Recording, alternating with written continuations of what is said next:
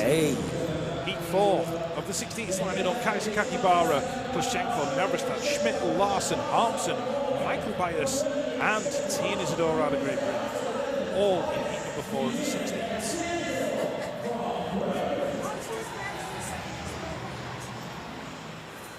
They're just holding slightly, just while to get the track cleared after that little incident in the final turn. We're ready to go.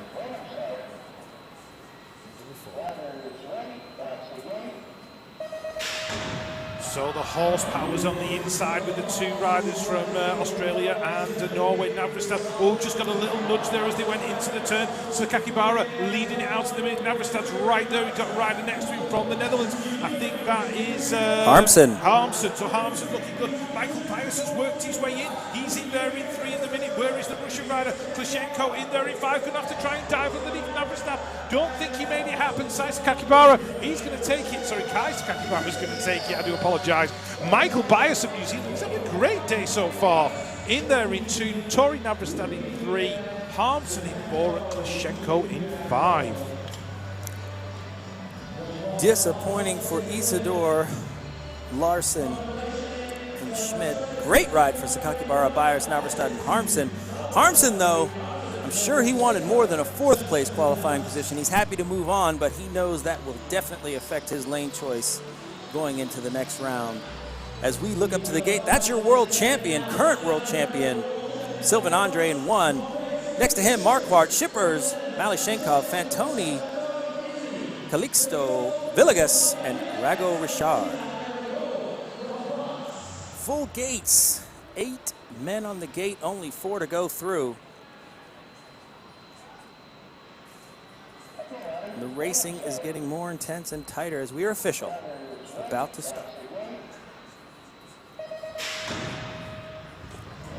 Andre off to a little bit of a late start. He gets shut down as Marquardt flies to the first turn. Sorry about my voice. I just got a little bit excited, but it's Marquardt followed by Andre. Look at the Dutch rider jumping into 3rd place. That's going to be Shippers finding his way in. So last chance qualifier to 3rd place right here so far. Looks like the Italian rider in 4th, but right now it's going to be Marquardt followed by Andre. Shippers 1, 2, and 3 with your 4th rider of Fantoni getting in there. Disappointing for Rago Richard for sure. Yeah, Simon Marquardt's been going really well lately, even at the European Cup rounds as well. He's been getting up there in the mains and doing great things, and he proves it by winning that 16th. Sylvain Andre, the world champion, in there in 2. Jay Shippers in 3, Giacomo Fantoni in 4, and a bit of a shock to see Mathis Rago Richard in 5th. Next up, heat number 6.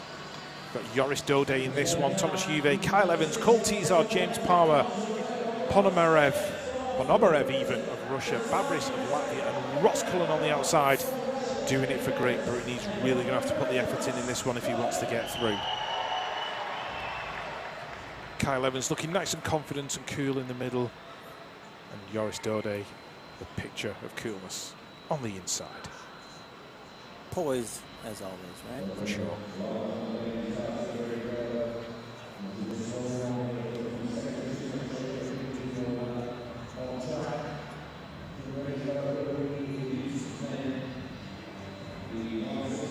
So, patiently waiting the starter's call to let them know they're official. And we are.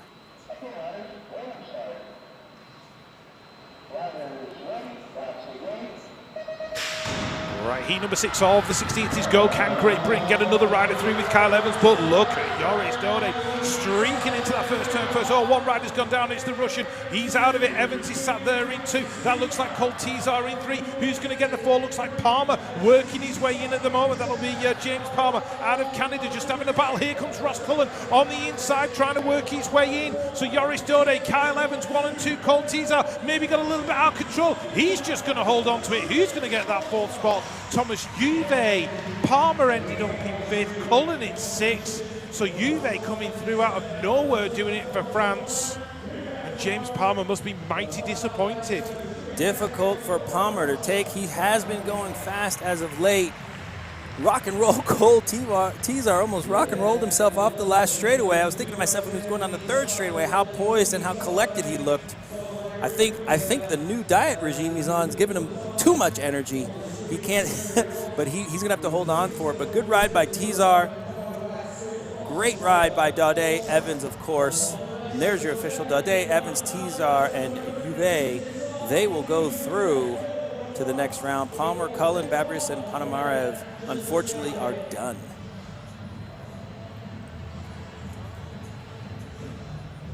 Here we go. Next round, Heat 7. Mayhew, Ramirez, Nagasako, Blanc, Darnon, Nakai, Shotman, and Racine.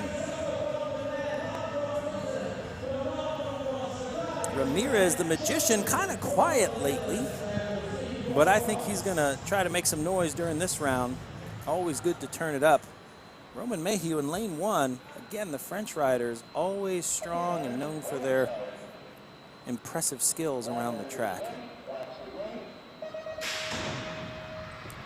Looks like Carlos Ramirez shut down by Mayhew in lane 1, but Ramirez still there on the inside. He's going to poke it in there for third place right now, but it's going to be all Mayhew right now with the Swiss rider in second place. That would be Blanc, Renaud Blanc. So it's going to be Mayhew, Blanc, and Ramirez, 1, 2, and 3.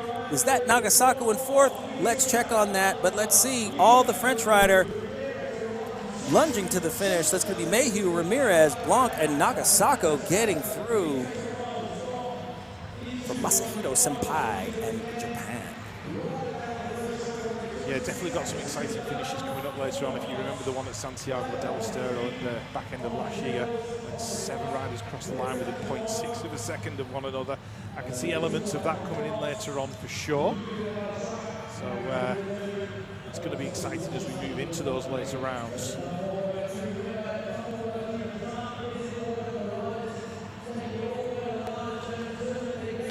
Roman May definitely showing what he's made of in that particular heat. Mitchell Shotman's going to have to bring him back and try again tomorrow. Dutch riders not making it through that particular heat.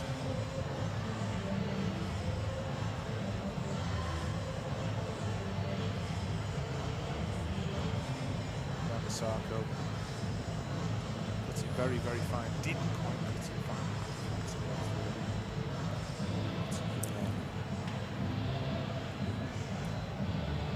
And there is your official results. Roman Mayer going through. Ramirez in 2, Blanc in 3. Nagasako actually making it in 4. Mitchell Shotman in 5, so there was a late lunge on the line from the Japanese rider. Yeah, Nakai, the one who missed out. Justin Posey lined up there on the 19, Eddie Clerté. Roman Mayer, second team. Alex Quendo, Gabby Malenfant, Giancarlo, and Alex Thomas. This is the great of the 16th. 4 going through.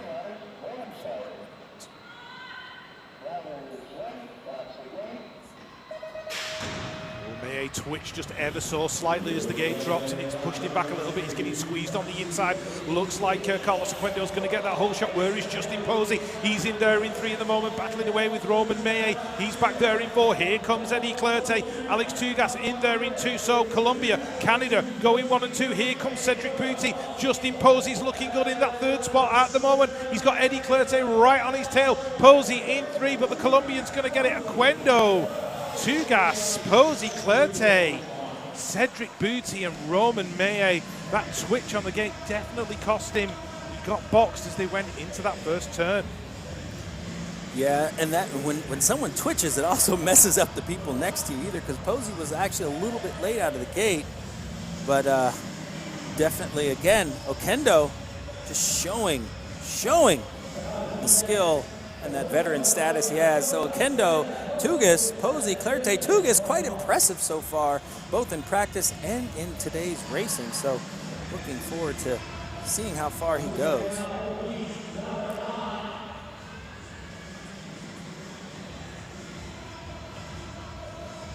Looking up to the gate, we have Arboleda, Trey White, Derome, Brachon, Andrade, Pelliward, Pillard, and Bemelin.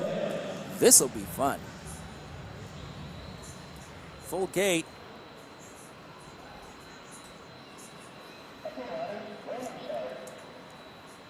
Arboleta, lane 1, looking quite strong this season so far, but Trey White might have just shut him down. Catches a little bit too much air on the gate. I don't know what happened, or on the first jump, don't know what happened there. Now Trey White has his work cut out for him. He's fighting for 4th as Arboleta going into first place. Not sure what happened there. We have a few men rolling through that pro straightaway. Pollard is in front, the Colombian looking good, followed by the Frenchman and the Dutch rider. Frenchman taking it in the air, so it's going to be Arboleta, Pollard, Van Bemmelen, and Pelluard getting through. Yeah, I think what happened in that one, Jason, somebody came unclipped in the middle of the second straight. Everybody had to throw the anchors on. It just caused, complete confusion. People couldn't get through that second straight section. And one of those riders who couldn't get through was Trey White. So Trey's day, unfortunately, is over. So Arboleta, Pollard, Bemmelen, and Pelluard going through in that one. Trey White's unlucky in 8. He's going to have to come back and try again tomorrow.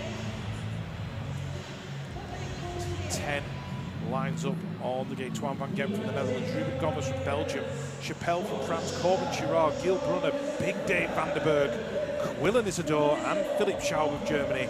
All lining up. Heat number 10 of the 16th. There's some real heavy hitters in this one. Twan van Gent, Dave Vanderberg, and Quillen Isidore being some of the biggest hitters on the circuit. Let's see how this one pans out.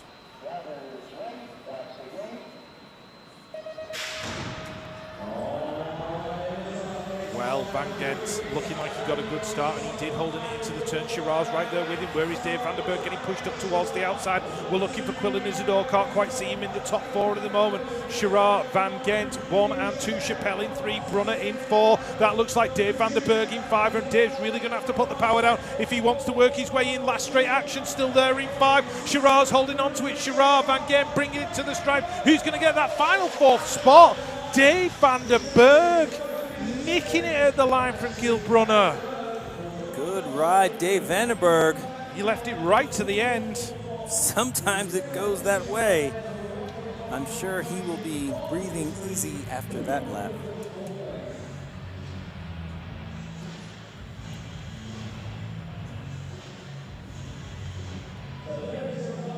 And there's your official results. Girard, Van Gent, Chappelle, Vanderberg, Quillen Isidore out in 6. He'll be disappointed with that one, especially after the crash in the earlier rounds. We're going to move on to heat number 11, the last. Heat number 11, D'Souza, Kadyshev, Palomino, Stindl, Kim, Yamaguchi, Kimmin, Justin, and Tehiko, Brandon Tehiko, getting through in the last chance. There's D'Souza, world number 3 in lane 1. Looks like he's off to a smashing start.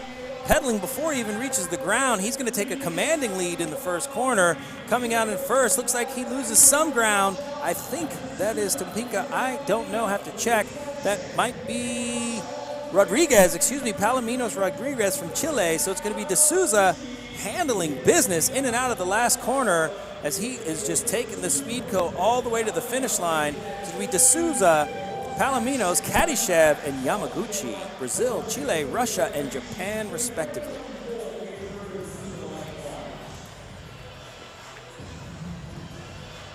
So there is your official result. D'Souza taking the win. Palominos in 2, Kadyshev in 3, and Yamaguchi in 4.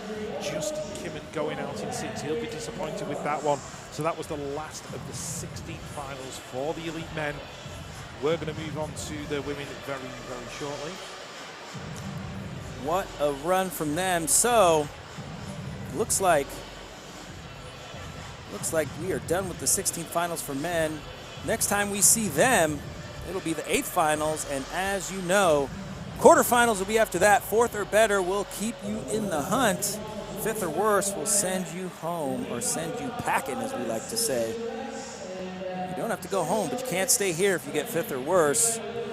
And from there, we're going to go to Rider's Corner with Mr. Mark Willers. Don't know who he has because he's just roaming around, pulling all the stars out and bringing them over to his corner. That's one of our younger fans.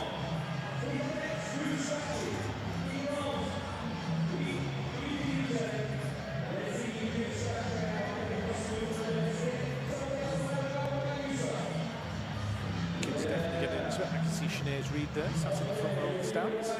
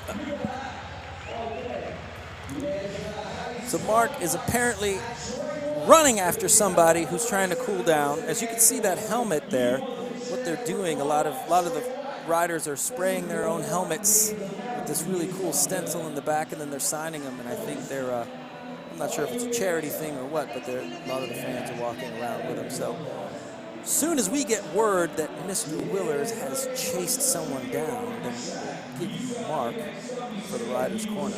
Yeah, let's just have a quick recap of the 16s, Jason, because I was having a quick look at the times. I was making some notes as we were going through, and the fastest of those 16 finals, from what I can see, the times I wrote down was Kai White's. Again. 16. So I think he's going to have a break. So I think the strategy for him is to lane one it all the way to and through the main. If he can keep qualifying, can he manage to maintain lane one and maintain that pole position? That's the question.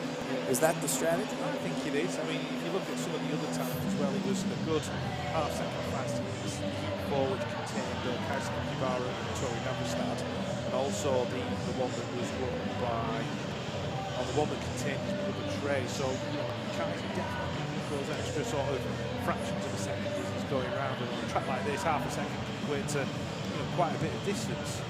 So, let's see how he progresses going through. But if, like I say, if you can keep hold of lane one all the way through and just hold that inside line and keep it going, especially with the speed that he generates down the third and fourth straight. So, and as we know with Kai White, he doesn't necessarily need to win down the first straight because he's very good on the track. So as long as he has a clean lap, chances are good he can qualify through by passing. That said, Nick Kimmel, Sylvain Andre, Joris Daudet, David Graf, Anthony Dean, Gonzalo Molina. There's a whole host of heavy. There's a whole host of people who might have something to say about that. Absolutely. It's not a certainty, not my That's it. I've got to say, my favorite, as far as most, I don't even say most improved, but most impressive, is the Colombian Arboleda, I believe, Spina. He's really been putting in, apparently, a lot of work during the offseason, but leading a lot of laps against some heavy hitters. We've got some messages coming through on the old interwebs. Tom Schwinrex actually said he's got a question for the live stream. Who's your favourite rider for you to watch? That's a question and a half because there's so many good ones. Yeah. So many good ones. I'd struggle to pick one. Yeah, I don't think I want to pick one. The absolute truth. So Abby Pike BMX just wants to say good luck to all the Great Britain riders. And Twintastic _BMX _ boys wants to shout out for the Peckham guys, Kai, Trey, Quillen and Tian. Already showing the levels. Twin boys, Colby and Zane would love a shout out. Consider that one done.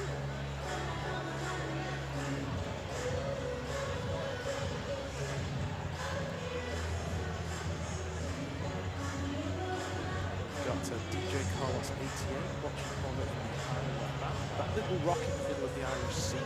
Is that what that is? That's what that is. He's impressed so far with Kai White, Justin Posey, Nick Long, and Kyle Evans. Those are his riders of choice. All right. Is there BMX on the Isle of Wight? There is. There was a North Regional event held, the first one in about 30 years, just a couple of weeks ago. They didn't have a humongous turnout, about 70 riders, but to sort of break that ground again on such a small island, have riders go over there and race event, because the track there is actually quite good. It's quite a good, fun local track. So the guys out on the Isle of Man, you know, did a fantastic job. Apparently the event was very laid back, all good fun. We're going to watch now the 8 finals for the elite women. They'll move through to the quarterfinals. Couldn't think the racing's getting, so it might have been hard for Mark to track down the riders, as the riders are getting ready for their 8th quarters. But we're going to move up in the programs to the women elite. We are on the 8th finals. Heat 1, Sakakibara, Featherstone, Priest, Bollet, Tuxer, Dos Santos, and Stafford. Saya Sakakibara sitting in lane 1.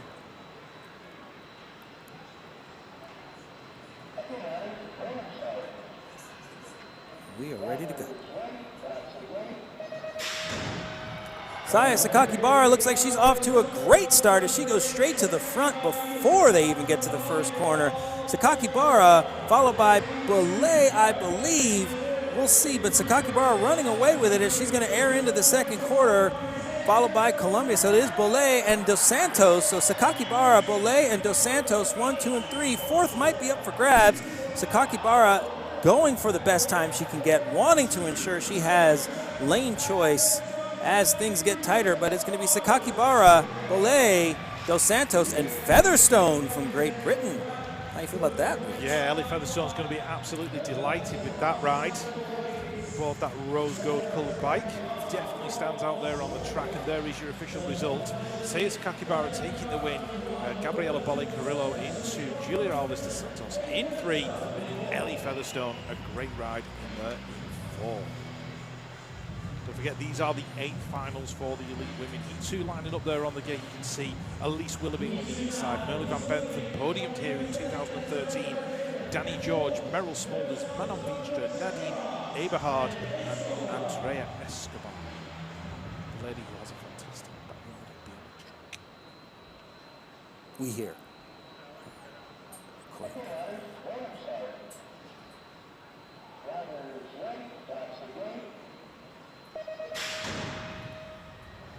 Number 2 of the 8 finals for the elite women, and it looks like Elise Willoughby's got a great start. She's going to get the whole shot. Where is Merle Van Bentham? She's worked her way into 3. That looks like Danny George, I think, in the 2. So America going 1 and 2 at the minute, looking very strong in this one. Willoughby, George, Van Bentham, Meryl Smulders in there in 4. Manon Veenstra going through in 5.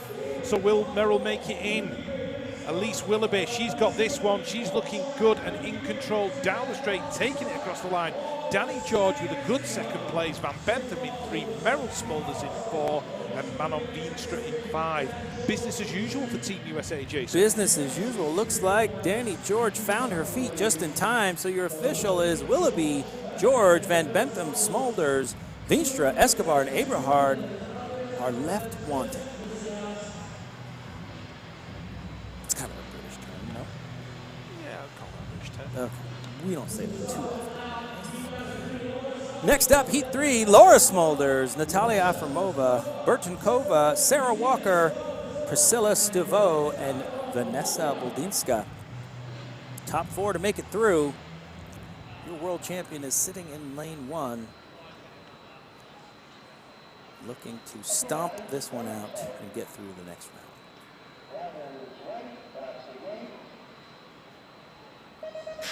Riders ready, watch the gate. Gate comes down, they all get out clean. Looks like the Czech rider goes straight to the back. Don't know what happened to her start. Sarah Walker going into the second place position, but she's getting dove on. I'm not sure, I think it's by the Russian, but Smulders looks like she wants to run away with it as she airs into the second corner.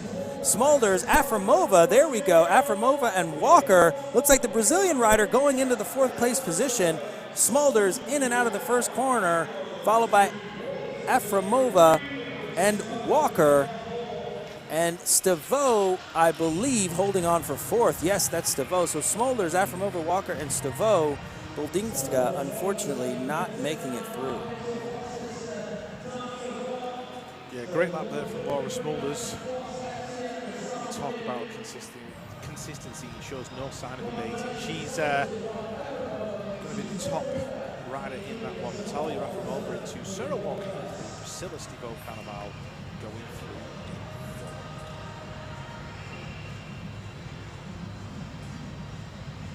Number 4 of the 8 finals for the Judy Bauer, Camille Mayer,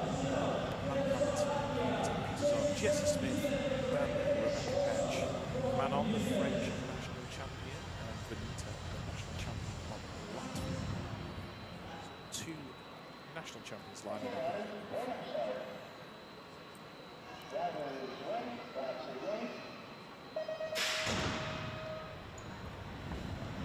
Number 4 gets underway. Judy Bauer got a great start. Camille Mayer right there with her and moving up onto her back wheel. Looks like Jessie Smith. So Jessie Smith in a qualifying position at the minute, but it's Judy Bauer, 3rd in the World Championships last year in Baku, Azerbaijan. She's got this one by the scruff of the neck. Manon Valentino's looking good in 2. Camille Mayer in 3.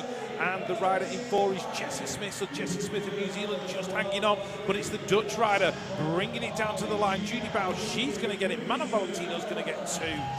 Jessie Smith in 3. Camille Mayer in 4. Rebecca Petch unlucky in 5, but a great ride there from the Dutch rider. There is your official result. Judy Bauer, Manon Valentino, Jessie Smith and Camille Mayer. Yeah, Judy Bauer looking really comfortable, especially I noticed down the last straight. She had that nice double-double coming out of the last corner. Looking really comfortable here. Textbook start to finish, wire-to-wire win for her. Next up, Heat 5, Lauren Reynolds, Mariana Pahone, Drew Michelson, Tessa Martinez, Felicia Stancil, and Reese Santos rounding out this rack. Lauren Reynolds in lane 1, working hard in the off-season, that's for sure.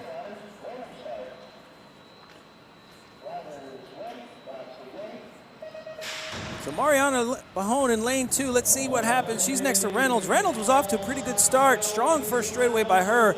Gets a little hooked up on that jump going into the first corner. Looks like there's a wreck. I think Stancil and crew went down. There's only 2 left up. It is up for grabs for the last 2 positions. It's going to be Pahone and Reynolds. They're going to get through. Let's see how the rest of the riders get up, though. The camera is not even on the rest of the track, but it's going to be all Pahone and Reynolds as we have a race for 3rd and 4th. I think a race to just get up. I think that's Stancil and the Brazilian rider, possibly, of Reese Santos, rounding out the top 4. So Stancil getting through, Reese Santos getting through.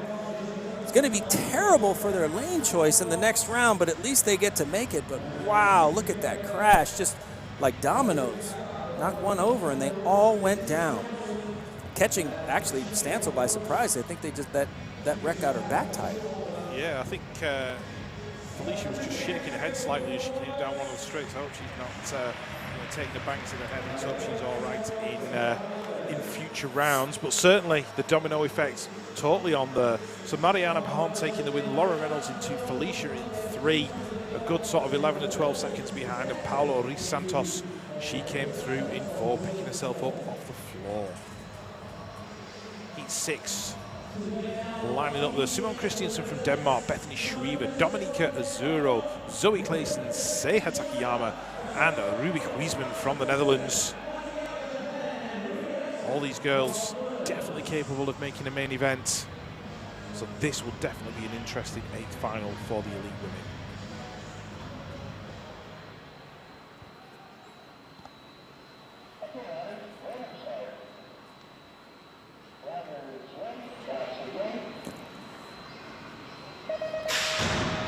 It's really important for Bethany Schriever to get a decent start, and she hasn't got it. Unfortunately, she's back there in 5 of the minute. Simone Christiansen, Seiha Takayama going 1 and 2. Azuro ducking underneath, so the South American rider with that colourful bike, her in uniform, just trying to work her way into that 2nd spot. Here comes the Dutch rider working her way in. That's Ruby Huisman. She's in there in 4. Takayama's in there in 3. The 1-3-2 that belongs to Zoe Clayson's.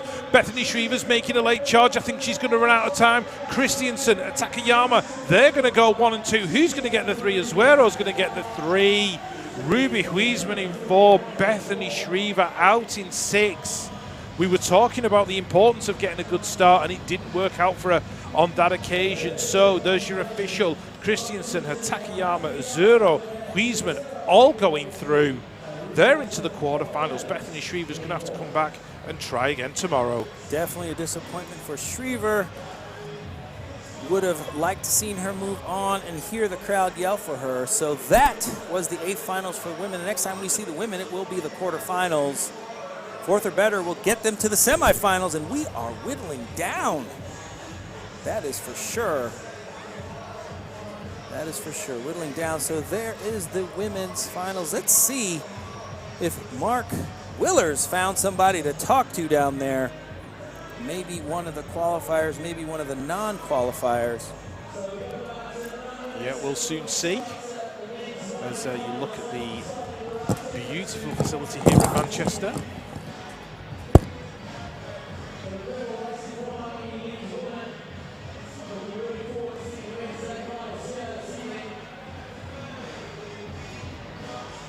Right, looks like we're going to be moving across to Mark Willers just to check out who he's going to be having a conversation with. Mark in the rider's corner. And it's going to be a surprise for us, so let's see who he ends up talking to. Horse Motors, world champ, and you started off the day pretty good. What do you think out there? Yeah, it's well, I had 2 decent laps. First one was a bit weird, a few mistakes, but second one was way better. Just need to get my gate a bit better, and then I'll be good for the next few rounds. Well, you went to New Zealand at the beginning of the year, so were you down there training with Sarah, doing some? Were you training down there, or were you there for just her wedding? Well, I started off with a pretty fun week. She got married at the 1st of January, but we had a bachelor party to do, of course. So before that, we had a little bachelorette party, and yeah, it was such a fun week, the first week, but then had to go back in training, and it was just perfect. Summer, we only had 1 day of rain in a whole month, so and we could still ride, so no problem. Yeah, it was perfect. And so you're the bigger sister of Meryl. Yep. I learned that from the Tori and James podcast. I have to say that. So what's it like? Everything, racing, training. You must be feeling some. I mean, she's probably not in front of you that often, so you don't have to be put in that position. But if you were, would you send her? Well, I'm not sure if I would send her. That's what they asked on the podcast as well. I think it's going to be that moment when she's in front of me. I don't know. You're going to make a split decision in like a split second. So I do not know. But I'm not the person that takes takes risk for nothing. So I'm not sure if I would put her over the turn. But she's my sister. It's fun racing her. I used to watch her and I get so nervous watching her instead of like racing myself. It's way more nerve-wracking to watch her because you cannot control her. So, but right now it's real good to train with her. She pushes me. She's really fast on the first straight. She just need to get more consistent, and then she'll be on the podium more. And so you're on the team TVE Sport. So it's a family-owned business. Your dad's got something to do with it, and you're the designer of the race gear. True, that's true. Dad had the team for a lot of years already, just a youth team for fun. TVE is the big sponsor. They make the clothes. Then I went to the team in end of 2014 with Martijn, and I thought it was fun to design the clothes. So I'm still doing that. So every kit that we ride in, that's me in winter, just on my laptop designing stuff. And same for the team area, all that stuff is designed by me. So that's pretty it's a good thing to do in off season, to be busy with. So and then we've got Sarah and Jessie on the team since a few weeks. That's pretty good to have them on there too. Have them in the team area with us. Give them a team to work with. So it's pretty good. All right, thank you, Laura. We'll let you get back to racing. All right, we are back. Back and ready to attack the track. So, 8th finals are up next for the men. I cannot stress this enough, but 4th or better will move them on to the next round. They will race the 8th final. 4th or better will move them to the quarterfinals. So the elite men up next.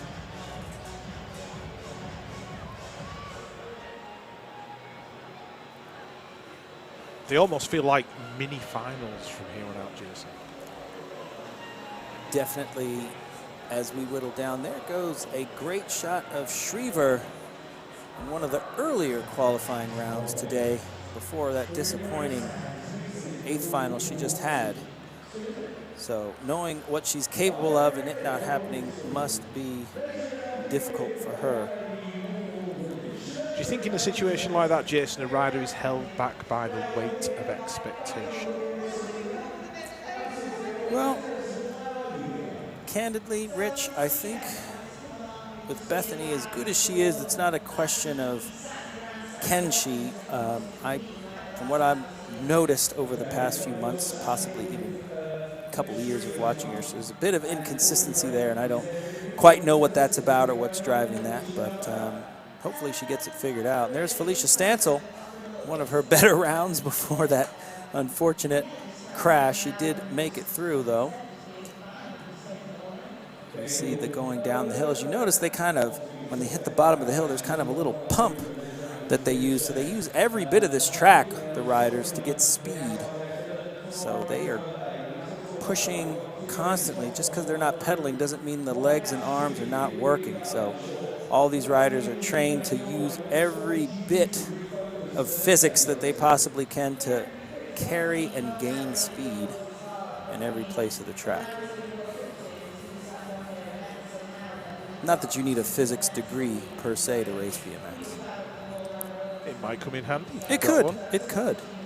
I would turn to Simone Christensen or Danny George for any lessons in physics, by the way. Certainly the... Reese Santos, yeah, making it look easy out there. Definitely put in a lot of work during the offseason, showing some amazing speed down the first straightaway. Chased down by, I think it was Buldinska in that one. So even the level now in the elite women's class is raising to such a point where it's just a game of inches, as opposed to you could at one time you could almost predict what was going to go on.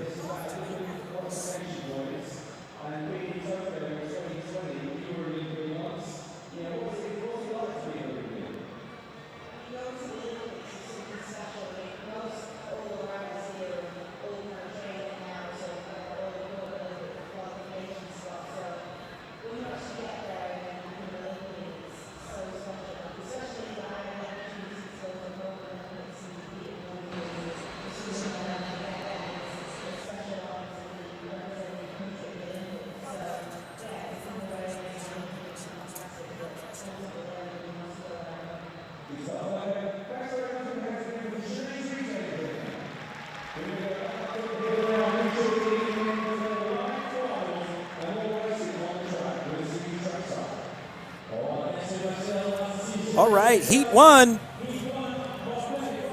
Heat 1 of the 8th finals for the elite men. Marquardt, White, Arboleda, Blanc, Shippers, Garoyan, and Fantoni. Marquardt taking lane 1. Kai White with lane choice, opting for 3. Colombian rider, Arboleda, in 2. 4th or better is what these riders want.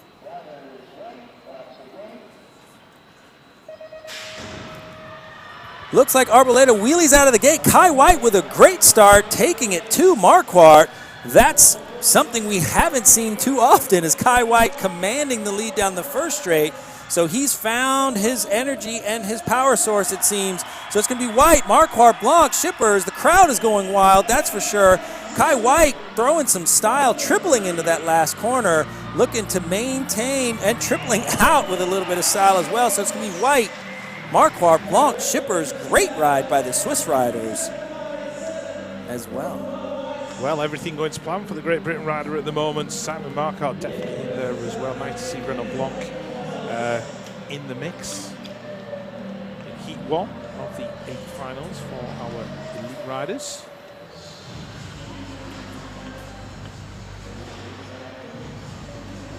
Reynolds Blanc in the 3, Jay Shippers going through in 4th. And there is your official result. Kai White, Simon Marquardt, Reynolds Blanc, Jay Shippers, all going through in heat number 1 of the 8th finals for the elite men. As we move across to heat number 2, the riders up there on the gates, these are some heavy hitters in this one. David Graf out of Switzerland, Kai Sakakibara, the world champion, Sylvain Andre, Alex Tugas out of Canada, Paddy Sharrock from Great Britain, Justin Posey from the US of A, and Bart van Bemmelen from the Netherlands.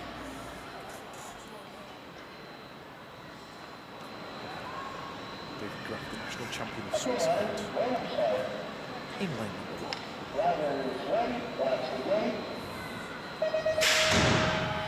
All the horsepower in this one coming down that first straight. Sylvain Andre, David Graf on the inside. Graf's going to get the whole shot. Sylvain Andre just settling in behind. Sakakibara working his way into 3. Look at Tugas, he's in there in 4 though. Coming under a little bit of pressure. Paddy Sharrock's worked his way into 3. So Sharrock in a qualifying position. Sakakibara's in there in 4. That looks like Tugas in 5 as Tugas got enough left in the tank to make it through. Graf just took it a little bit low as he came over that step up. Graf's going to get it. Graf, Andre, Sharrock, Sakakibara top 4, Alex Tugas in 5, Van Bemmelen in 6, Justin Posey's day is over in 7, but Graf ticking the boxes and taking the win. Andre in 2, Sharrock in 3, Sakakibara in 4. That is your official result in Heat 2. Wow, how about Paddy Sharrock always finding the speed down that second straightaway? It seems like he always passes 1 or 2 riders in that second straightaway for sure. Heat number 3, we see Daudet, Palominos, Kadyshev, Chappelle, Nagasako, Yamaguchi, and Nicholas Long from the United States of America. Joris Daudet in lane 1. And we're official.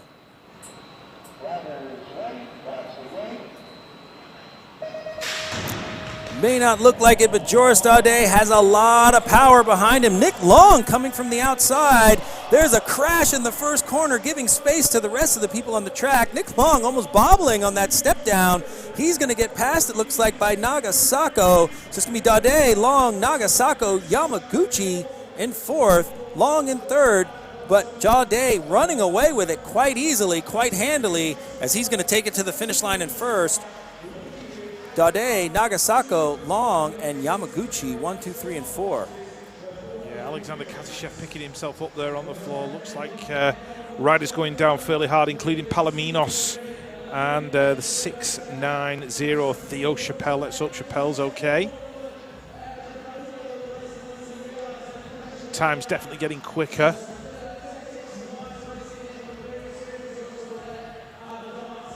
In your terminology, James, 27 and change for the lap times.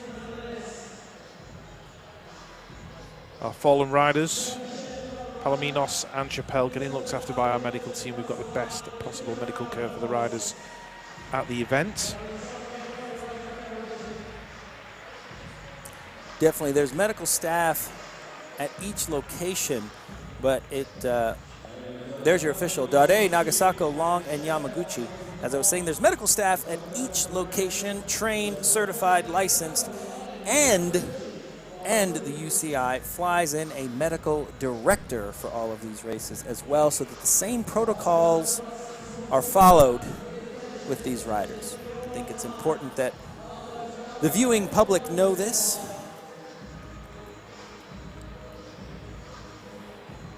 So if we are on delay, it's usually because they're checking on a rider and or making sure the track is free of any debris and in perfect condition for the riders. Heat 4 of the 8th finals lining up. Roman Mayu, Corbin Sherrar, Carlos Ramirez, Michael Bias. He's been having some great laps today, riding really well. Eddie Clerté out of France, Dave Vanderberg from the Netherlands, and also Nick Kimmen, who's put himself out in gate 8. And we all know what happens when Nick's in gate 8. What happens? He tends to turn on the power and he's flying. Maybe he just wants the extra room, Jason. He might want the extra room, and there's another added benefit to lane 8, even though you're outside, and that is you most likely won't get cut off. Very true. Right? You just don't hit the gate. Come out strong and move over. which is actually a brave move on this track because this first straightaway is not as long as some of our other stops. That is very true. If Nick is going to make it happen out of lane 8, he might want to make it happen quicker than normal, or sooner rather than later. Right, heat 4 lining up. We are ready to go.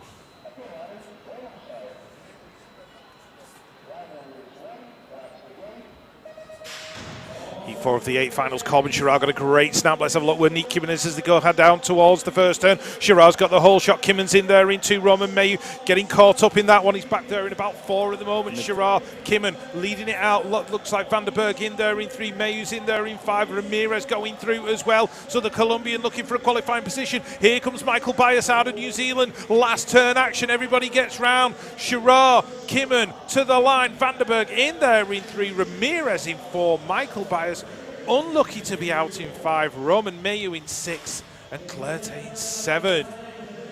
So, wow, I actually thought more was going to happen in that last corner with Mayhew, Clerté, and Bias fighting for that 4th place position, but it is very difficult to get around Carlos Ramirez, the official Sherrard, Kimmon, Ramirez, and Vanderberg. Thank you. Here we are, De Sousa, Campo, Rencarel, Gent, Van Gent, Tizar, Webster, Naverstad, and Rosa. 2 South Americans, Brazil and Ecuador, next to each other. Looks like Campo comes out with his wheel a bit high. De Sousa off to a clean start. He gets shut down by Campo. Campo takes up a lot of room. Van Gent was out great from the outside, moving over on Campo. Doesn't work, though. Campo's going to take command with Naverstad in 2nd. Van Gent in 3rd. De Sousa now finds himself in 5th place. He might be in trouble unless he makes up some ground. But right now it is Campo, Naverstad, and Van Gent, followed by the French rider. So it will be Campo across the line. Naverstad, Van Gent, Rencarel with a photo. Unfortunately, De Sousa is out. Webster is out.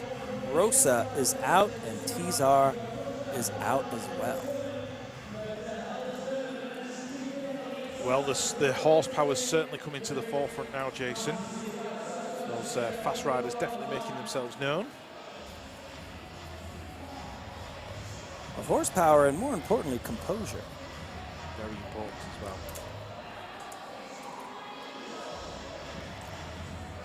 One wants to put themselves in a position to access their horsepower.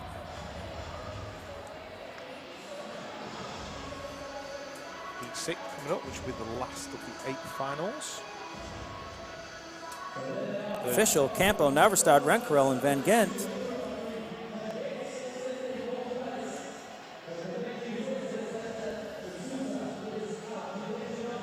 There is the start list. Anthony Dean, Kyle Evans, Carlos Cuendo, Gonzalo Molina, Arthur Gillard, Tenchi Juve, Joris Hansen, and Vincent Pellouard.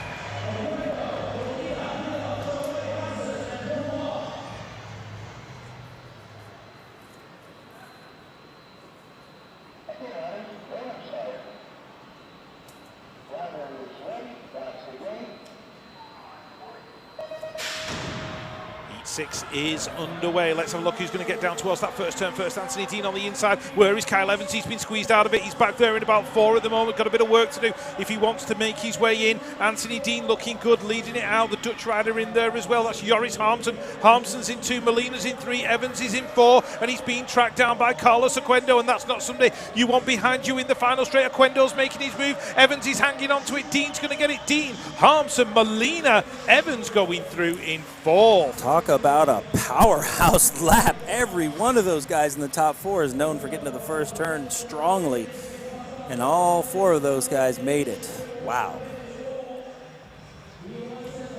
There's your official Dean, Harmsen, Molina, and Evans as we head into the quarters.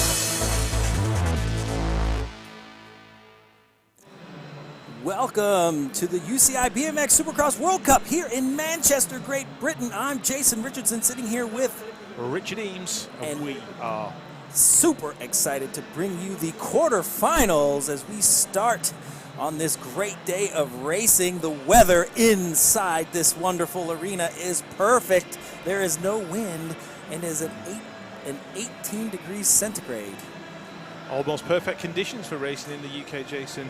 And as we look at the World Cup standings so far for 2018, how it finished, Niek Kimmen of the Netherlands winning the World Cup title, Joris Dode in 2, Sylvain Andre in 3, Roman Meyu in 4, Twan van Gent in 5, and David Graf in 6. Definitely a strong French and Dutch contingent in the men's. In the women's, it's Smolders, Laura Smolders, Saya Sakakibara, Judy Bao, Yaroslava Bondarenka, Natalia Afremova, Elise Willoughby, Manon Valentino, and Drew McKeelson were top 8 from 2018.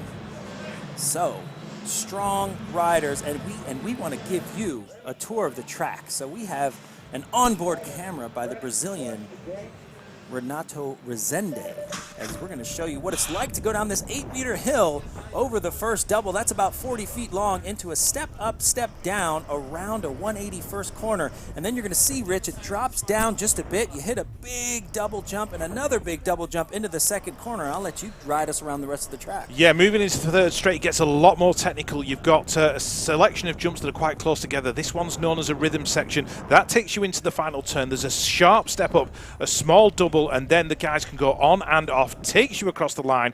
That's a lap here at Manchester. It'll take you about 27 seconds or thereabouts. Quite a short 27 track. seconds for the men and about 30 for the women. As we head up, we are going to see the quarterfinals for the elite women, and they need to get 4th or better to get to the semifinals. So 4th or better will keep you in the hunt and keep you racing today. 5th or worse will send you home with a quickness.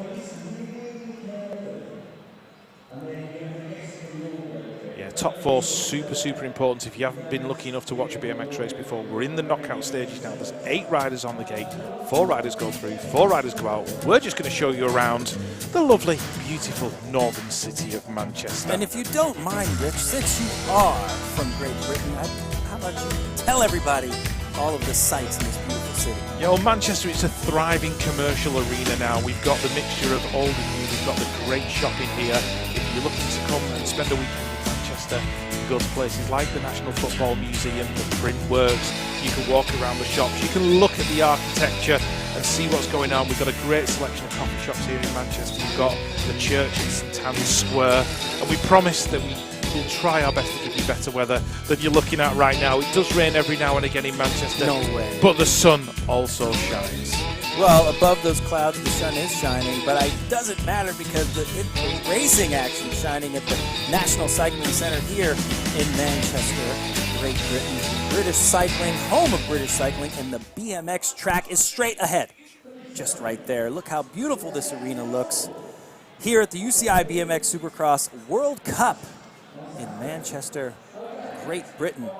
Such an imposing view of the track, and I gotta say, just so we know, so there's the starting hill, the one to the right, and the one to the right is an 8-meter hill, and then there's a smaller one just to the left of it, right next to it, and that is a 5-meter hill, which the amateur riders practice on and train on as well. And as a matter of fact, I believe your son has even had the pleasure of racing here as a youngster. He certainly has had the pleasure of racing here. We had a 5-race series over the winter here in Manchester. It's a great opportunity to bring those younger riders through, to give them the skills and the development for the future. They start as young as sort of 4 or 5 years old and work their way up from there, and it's a great training ground for the next generation of British BMX riders. Great training ground indeed. As we look at the crowd anxiously awaiting. Many of the people in this crowd, kind of a mix actually of BMX aficionados and then as well as just fans that wanted to come. They heard about the the promotions and everything and what's going on in here. And even during my travel in this city these past couple of days, a lot of people know of this place and know of this race, and they said that they were going to send their children here or come check it out, and here they are. Yeah, as a night out, as an afternoon out, to come and watch a World Cup BMX event is probably one of the best things that you can possibly do. The action, it's fast, it's furious, there's entertainment for the crowd in the stadium between the rounds. You've really got the opportunity to get up close and personal with some of the fastest riders in the world, Olympians, world champions. The riders are so accommodating as well. Olympic medalists. Yeah, there's no usually less. autograph sign-ins as well before the event begins. You can really interact with the athletes in BMX. And 4 young men there who I know ride bikes on a regular basis, they'll be watching their heroes and hoping that they can get to the next level. Dying to get on that track, I'm sure. I know if I was a kid in the stands, I would definitely want to ride the track. Don't know if I would want to go down the big hill. Well, I probably would not myself. I probably wouldn't want to send myself down the big hill. But the beauty is, you come to a facility like this, there is development in play. That's the beautiful thing about BMX. You start at your local club, and then you learn and you work your way up. Usually there's a club coach, and then you find your way onto the big stage, just like any other sport. And the other thing about BMX is everybody participates. No one's sitting on the bench. Absolutely. And the great thing about British cycling now and the coaching structure that they've put in place, you know, for the clubs around Great Britain who deliver these BMX sessions, you've always got an opportunity to try the sport at a level that suits you. So even if you've never ridden a BMX bike before, get yourself down to your local BMX club. You can find it via the British Cycling website. That'll tell you where your nearest track is, your nearest club. You can go down, you can borrow a bike, you can borrow a helmet, you can borrow a pair of gloves, and you can actually just experience what it's like to ride a BMX bike on a BMX track without you know, the sort of the pressure of competition. You can just literally build from the ground up and go from there. Yeah, that's another thing about it versus team sports. Team sports are great, and BMX is, there are teams, however, it is an individual sport. And one of the interesting thing about individual sports is it does promote development at the individual's level. So a lot of times if you get on a team and that team is too high of a level for the individual, you either don't play or you're forced to kind of level up before you're ready. But in BMX, because it's an individual sport, you're going to do what you can when you can, and it's up to you to either push yourself or not. So lots of great lessons learned. By the way, I'm biased. You know that, Rich, as an ex-former pro rider. I'm biased towards my sport. However, it's taught me so much in this life to be able to go out and pursue anything else I want with that BMX mindset, that BMX attitude that just gives, in my opinion, gives me and my peer group a little bit of an edge once we hit the, quote, real world. Yeah, for sure, because in BMX, you know, your riders they're starting young and they're learning to win and lose from a very, very early age. You've got to be able to navigate, you know, defeat, failure. You've got to be able to sort of bring yourself back from that edge and just learn to lose with grace. And it's something that you can carry on into later life. You can take it and just learn those lessons from BMX, as you were saying, and take them into the workplace, into the education sector, all that kind of stuff. It's such a good feeder sport for everything else. You know, you'll learn so much, but the best thing is, certainly from what my son said to me, he loves traveling and he loves making friends, and BMX will give you that. You'll make more friends than you know what to do with in this sport. That's for sure, that's for sure. And as we see, the elite women are coming up. It will be the quarterfinals. 8 people fit on the gate. Unfortunately, only the first 4 across the finish line will move on to the next round. And that's how BMX works. It can be cutthroat. Talk about those lessons learned. You definitely learn how to win and lose sometimes, and unfortunately in the same day. As we look up to the hill, we can see the official start list for heat number 1 of the quarterfinals. We see Laura Smolder, Sai Takayama, Danny George from the United States, Camille Mayer from France, Dos Santos from Brazil, and Reese Santos from Brazil as well. Again, 4 make it through.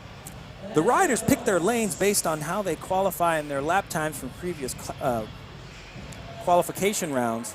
And as we see that rainbow stripes, if you see those rainbow stripes on a jersey, that means they are a world champion.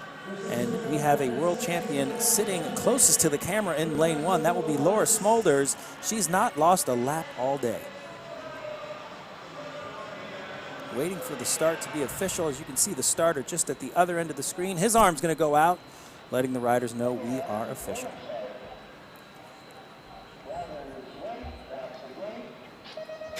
Riders ready, watch the gate. They actually leave on red, even though there's a green light. Looks like Laura Smulders straight to the front. Danny George is going to go her way into third place. She slows down, not sure what happens there. As Reese Santos finds her way into second place, but it's going to be all Smulders and Reese Santos, with Mayer, the French rider, in third, breaking away from the rest of the pack. Looks like fourth is up for grabs. Reese Santos getting a little crooked in that rhythm section on the third straightaway as Smulders pulls away down the last straightaway with an easy qualification. She lunges to the finish. Reese Santos goes down. Mayer finds her way to second. Another Brazilian. She's going to cross the line. Dos Santos and Reese Santos getting lucky, crashing and still making it through with the top 4. And that's just a prime example of how crazy BMX can actually be. Riders going down in various different parts of the track. You know, one rider being attended to in that first turn, and Dos Santos, she was out there on her own in that final straight, and then suddenly she ended up on the ground. Oh, it was Danny George who went down and took a Takayama with her. So that's another thing that can happen in BMX. You know, one rider can go down, can take another one with you, and it can just mix everything up in the blink of an eye. The element of surprise is always upon us in life and definitely in the sport of BMX.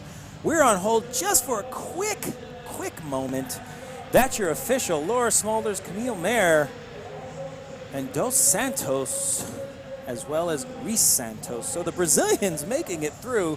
Team Brazil excited about that. Like I said, we're on a quick hold just to make sure the track is clear and the riders that went down are okay as we head back up the hill. Yeah, we've got Seiya Sakakibara from Australia in this one, the double Olympic champion Mariana Pajon from Colombia, Lauren Reynolds from Australia, Ruby Huisman from the Netherlands, Felicia Stancil from the USA, and from New Zealand, Jessie Smith.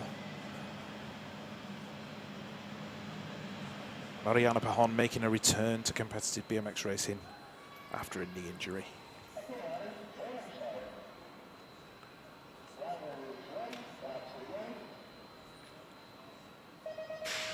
As the gate drops in heat number 2, we are looking at the ladies flying down that first straight, and it's looking like the rider from the USA, that'll be Felicia Stancil. She had a rough first couple of rounds, but she's looking to make up for it this time around. That's Mariana Pajon in there in 2. Seiya Sakakibara couldn't quite get the line she wanted over that jump, and it looks like Lauren Reynolds is working away around the outside, so the Australians are 3 and 4. That's Ruby Huisman in there in 5. It's all about the final qualifying position, and Lauren Reynolds is holding on to it at the moment. Felicia Stancil finally getting the lap she wanted. She's going to take it. Mariana Pajon's in there in 2. Look like Seiya Sakakibara in there in 3. Lauren Reynolds in 4. But it's a photo finish with Ruby Huisman. We'll just have to try and find out who got that when the official result is with us. Wow.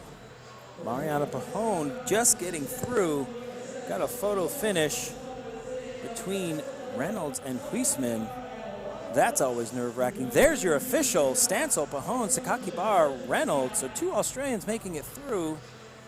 Interestingly enough, Reynolds vying for position on the Australian team. So things get sticky. Next up, Willoughby, Christensen, Asuero, Bollet, Walker, and Stevo. Quarterfinals, heat number 3.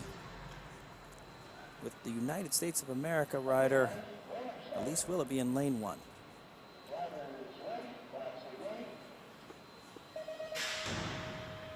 Down the gate they go. Christensen in lane 2 with the red, but Elise Willoughby in the blue going straight to the front. Christensen has some heat on the outside. Looks like she dives on Willoughby. Not sure what happened to Willoughby. So Christensen's going to take control of this race right now. Stevo finding her way into second place, the Brazilian, and Willoughby and Walker 3rd and 4th respectively as they head down the 3rd straightaway. Let's see what happens as they go in the last corner. Christensen holding on to her lead. Stevo looking comfortable in 2nd place, followed by Willoughby, and 4th place is going to go to London silver medalist Sarah Walker. Wow, yeah, Elise Willoughby just getting the squeeze put on her as they came out of that first turn. May have ran a little bit wide and really had to thread the needle down that second straight. And there is your result. Simone Christensen taking the win. Priscilla Stivo in 2, Elise Willoughby in 3, and Sarah Walker in 4. Those ladies will go through to the semi-finals, which you'll see a little bit later on. Heat number 4 lining up on the gate, the last of the quarterfinals. Natalia Aframova, Judy Bow, Manon Valentino from France, Meryl Smulders from the Netherlands, Merle van Bentham, podiumed here in 2013, and the Great Britain rider Ellie Featherstone.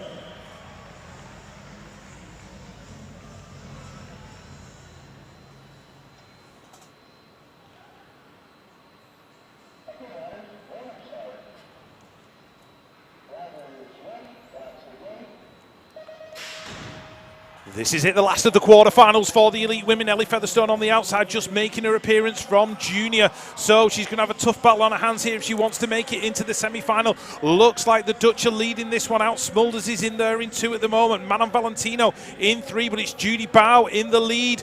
Bow, Smulders, Valentino, Van Bentham. Here comes Natalia Aframova. She's shopping for a position. She's trying to get around Merle van Bentham in that final turn. Going to be a drag race down the final straight. Bow's got it slightly wrong as well. Who's going to get it at the line? Smulders, Bow, Valentino, Van Bentham taking that 4th spot. Aframova in 5. Ellie Featherstone's day is over in 6. But it all got a bit hectic down that final straight because Judy Bow made that little mistake and it allowed Meryl Smulders to come through. Manon Valentino in 3, Merle van Bentham in there in 4. Those 4 riders will go through to the semi-finals, and we'll see them a little bit later on. What a great race by the 2 Dutch riders.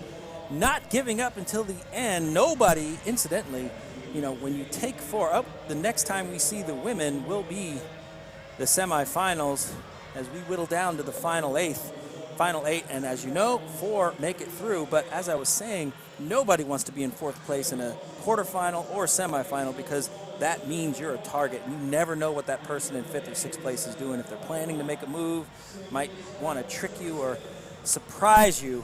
So 4th place is a nerve-wracking position to be in during these single elimination rounds. Next up, we have the elite men. Quarterfinals coming up. 4th or better will get them to the semifinals.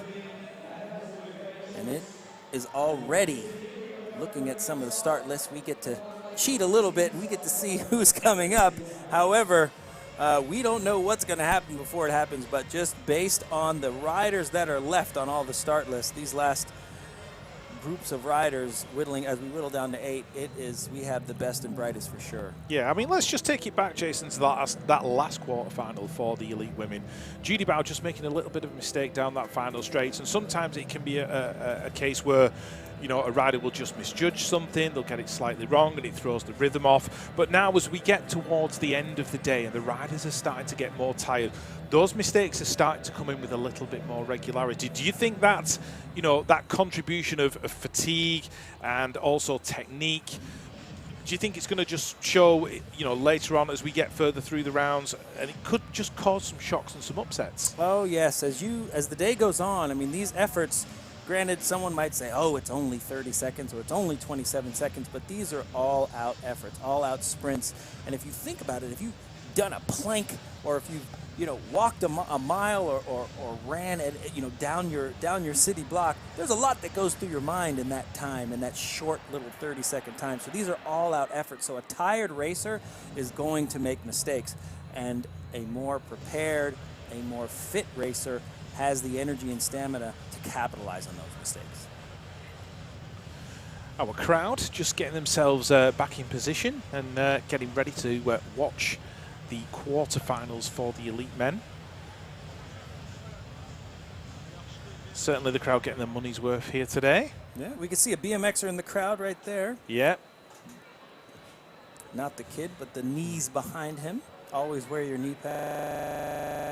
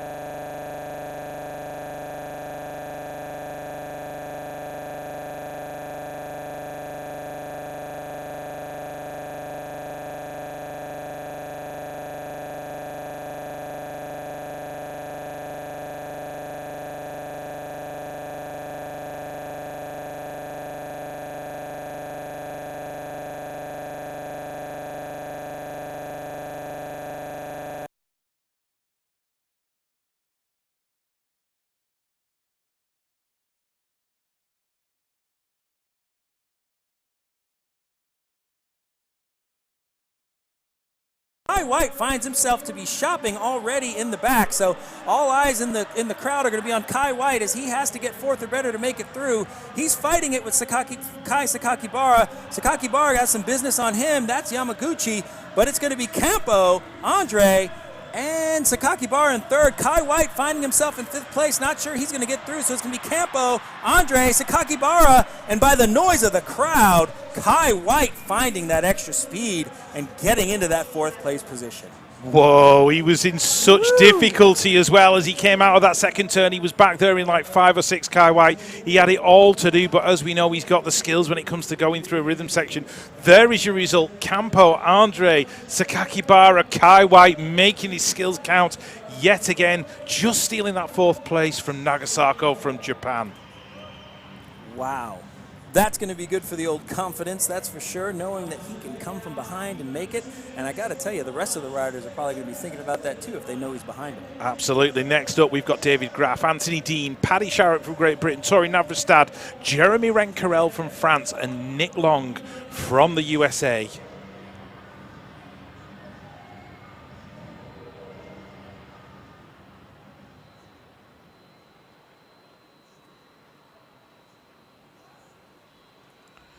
Absolute silence from the crowd.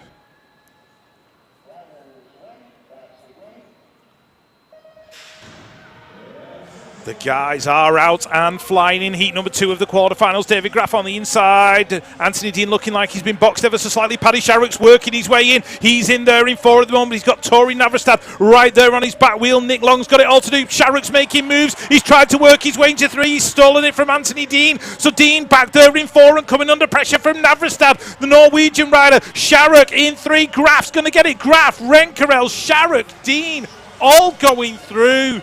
Navrestad and Longer out in 5 and 6, but David Graf just ticking the boxes yet again, showing what he's got to win. There's your official Graf, Rencarel, Sharrock, and Dean. Sharrock, another crowd favorite, being from Great Britain, and wow, his first straightaways are not as strong, but he finds so much speed on those second straightaways. I think due to him being so long and lanky and being able to stretch and suck up those jumps really helps him out a great deal. Heat number 3, Shira, Blanc, Shippers, Van Gent, Evans, and Nick Kimmin opting for lane 8 and being next to no one. So the national champion in lane 1 for the United States, Corbin Shira, and all the way in lane 8, Nick Kimmin, who's been on a tear on the European circuit as of late. And we have a European champion of Kyle Evans for Team GB.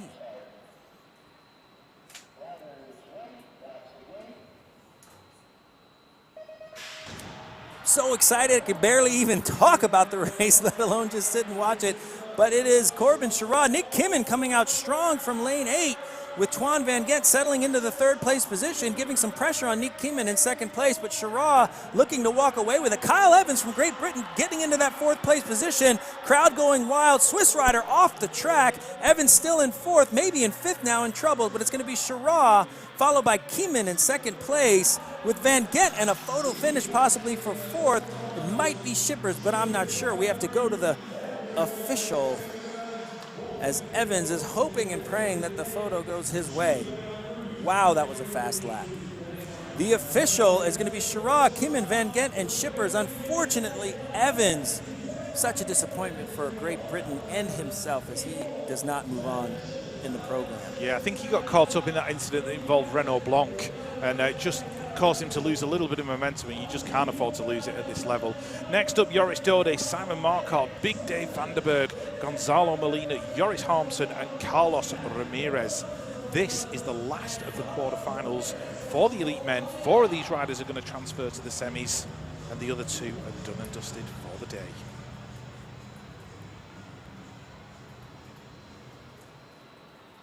Two-time world champion Joris Dode of France on the inside.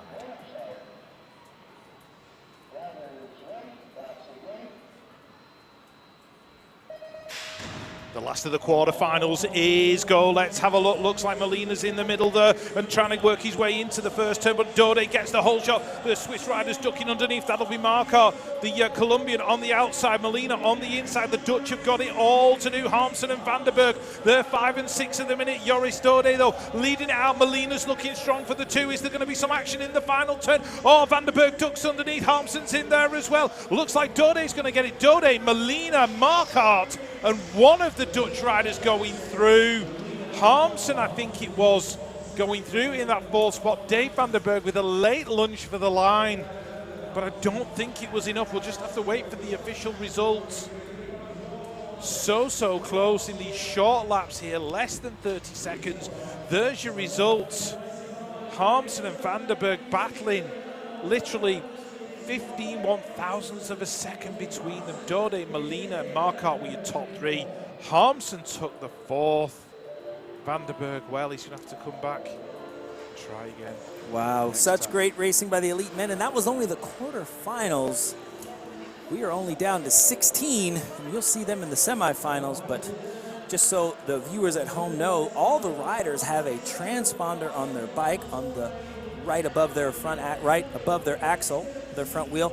Next time we see the men, it'll be the semifinals. 4th or better will take them to the finals. So not only does every rider have a transponder for the time, but there's also a camera at the finish line. So there's a lot of redundancy to make sure that everything is captured and everything. 2018 was a year first on the UCI BMX Supercross World Cup Tour. Let's take a review of the 2018 The tour started off in season San Quentin on continuity Yvelines, just on the outskirts of Paris. The first time the tour had stopped in Paris, and the first stop at a covered outdoor track. In round 1, the French riders put up a good fight, winning 2 of the 3 podium spots.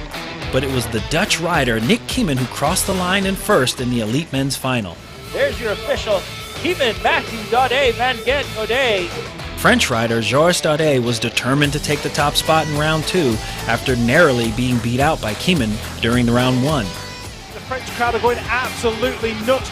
Take the lead he did, and closely followed by his teammate Romain Mahieu, leaving Kiemen in 3rd position. In the elite women, current Tour Series champion Laura Smulders from the Netherlands put on the best performance of the weekend, winning both finals. Young Australian rider Saya Sakakibara also double podiumed with a 3rd and 2nd place. Next up, the tour moved across the border to the Netherlands and the Papendal Olympic Training Center. Second in the rankings, Nick Kiemen was sandwiched between 2 French riders, but was determined as teammate Laura Smulders put on a good display on their home track. Elise Willoughby battled Smulders down the first straight in round 3, but Smulders' knowledge of the track gave her an advantage coming in first. Willoughby didn't give up and battled once again with Smulders in round 4, this time coming out victorious. The battle was once again between Dode and Kiemen in the men's elite. Nick Kiemen just having a scorcher of a day. Dode trying to make up some ground on him. With home track advantage, Kiemen took the win in round 3. Round 4 saw local rider Joris Harmsen make it into the first turn first. Harmsen led around the track, but disaster struck on the final corner where he lost control. Sylvain Andre avoided the crash and crossed the finish line in first place. After Papendal, it was on to the Circuit Zolder in Belgium, home of the 2015 World Championships. In round 5, Bethany Shriever, the Great Britain rider, got a great gate and battled with Laura Smulders to the finish line. Shriever, Bow, and Smulders. Smulders was back on form for round 6, taking her 5th win of 2018. Dutch rider Nick Kiemen had the best weekend in the men's elite race, taking top spot on both days. With the European leg of the tour over, the riders made their way to Baku, Azerbaijan for the World Championships.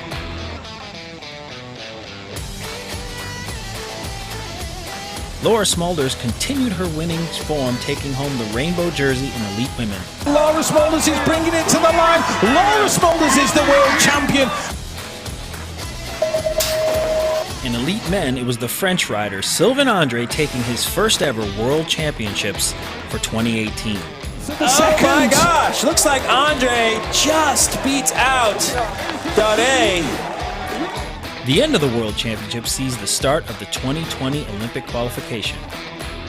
The final event on the tour and the first Olympic qualifying event saw the riders make their way over to Santiago del Estero, Argentina for the crowning of the series leader. It was the Dutch duo of Niek Kiemen and Laura Smulders who came into the event leading the rankings, but with neither having a clear lead, they both had a battle on their hands. Smulders took a seemingly easy win in round 7, but it was the Aussie Saya Sakakibara who got the hole shot and managed to keep her lead round the track, hotly pursued by Smulders and Elise Willoughby. It was a three-way photo finish with Sakakibara coming out on top. Those are the results. So it looks like Saya Sakakibara wins the final round. Landing that second place finish gave Laura Smulders the overall series win for 2018 to go with her World Championship jersey. In the men's elite, 2017 world champion Corbin Sharaf from the USA got the best gate in round 7. Jared Garcia in for, here goes Molina. Oh, stuck the elbow in, couldn't quite make it. Argentinian rider Gonzalo Molina stayed on his tail all around the track to come in second. Look how close it is. In the final round of the season, French rider Joris Daudet found his form and stormed around the track, determined to win the final main event. Molina once again managed to stay on the leader's tail to get his second podium of the weekend. It looks like Joris Daudet, Molina, Dean, Andre. Oh, late charge from David Graf, Giving his thanks and love to the crowd. With Kiemen managing a 6th and 4th in the final rounds, he still retained enough points to keep the overall series title for 2018.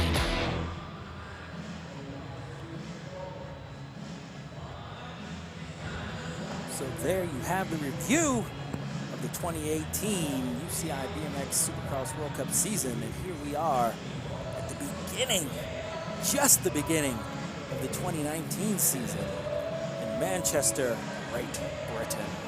I think it's half as exciting, Jason. We're in for an absolutely fantastic season of racing. Last year was so good. Close finishes in places like Santiago del Estero. I defy any other sport. The three-way photo finish with the women. Come on. I defy any other sport in the world to match that level of excitement. I concur. I agree with you. So here we are in this beautiful facility. Lights shining bright. Weather is perfect, as we saw in the review of 2018. Many times, most of the time, we are outside. So we are in a climate-controlled environment. No wind. Perfect temperature. The track, as I see and as I've heard from the riders just walking around, no complaints at all. So it is just racing straight forward. Who wants it, who needs it, as they say in America. Well, I want it and I need it in my life because I absolutely love BMX. It doesn't get any better than this for me. You know, the pinnacle of World Cup racing, the excitement, the fans, the riders, the opportunities. It just doesn't get any better. And as a cycling spectacle, it's just something that once it takes hold of you, I mean, me and you are both lifers in BMX, Jason. We've been doing this since we were young children, and you know, to have the opportunities that it's given us, and the friendships and everything else, you couldn't ask for anything more. And as a sport for, you know, a developing young person, it's probably one of the best things that we can possibly do. The fans who are here are definitely getting their money's worth here today in Manchester. You know, it's the hub of British cycling, it's the home of British cycling. You can come here, you can watch any sort of style of cycling. You can watch the track riders, you can go to a Revolution event, something like that. You can come here, you can watch a World Cup BMX event. It's just a fabulous facility. I love coming to these facilities, and it's fun because we get to travel around the world, really, and really see not only the best riders but the best facilities as well. And the British Cycling Center is truly amazing. It's nice to see all disciplines in one area. And you know, what's great about BMX is there's many successful road riders, there's many successful mountain bike riders, track/velodrome riders that have all come from BMX, because BMX builds such a great skill set for other cycling disciplines. It's really unmatched. Yeah, you've only got to look at the likes of Mark Cavendish, Chris Hoy, I believe Lance Armstrong and Bradley Wiggins both started on BMX. Jamie Staff. Jamie Staff. Robbie McEwen, they're all ex-BMXers. Mountain bike? Yeah. See, there are some great Britain mountain bikers that started out in BMX as well. Yeah, the Athertons, Danny Hart, all started racing BMX bikes. So as a sport. Nigel Page. Who I believe is in the crowd today. He is in the crowd today. So definitely a lot of legacy. A lot of legacy from BMX and actually from Great Britain. As a rider growing up in the USA and racing BMX in the USA, you know, riders from the UK have always been formidable opponents on the international level. So it's nice to come and peek into some of the secrets of Team GB.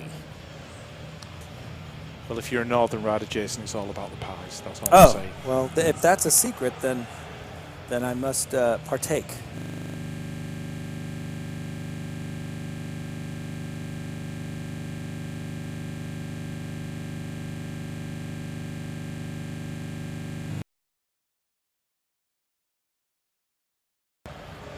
We pan across the crowd. The semi. What that means, 18 people. I believe in the men's category, we started off with 140 men at the beginning of the day. Now we are down to the final 16 people in both the elite men and elite women's categories. The semifinals are upon us. And I believe the racing is only going to get more and more intense as we move forward. Intense would be a word. Crazy would probably be another word.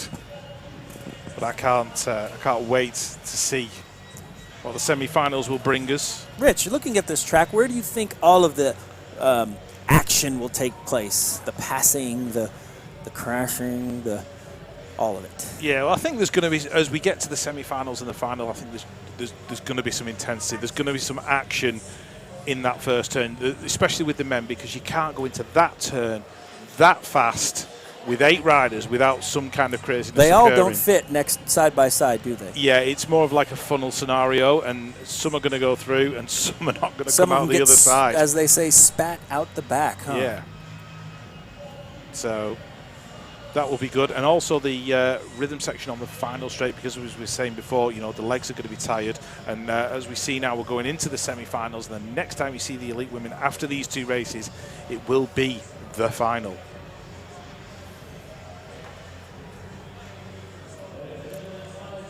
So the women are making their way up to the big 8-meter hill for the semifinal. If you just look off into the distance, that big 8-meter hill, and it does look different when you're on top of that hill versus when you're looking at it. We are looking at the hill and thinking, oh, nice hill.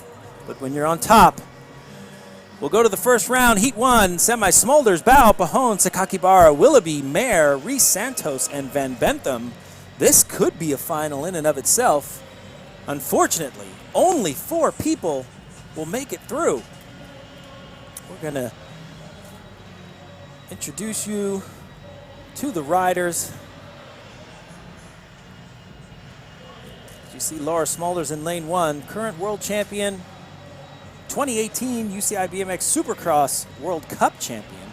Mariana Pahon, she's in lane 3 from Colombia. She was the Olympic champion, both in London and Rio. So 2 gold medals, on her mantle. There's not many people who can say that, that's for No, sure. I believe she has several million followers on the social channels.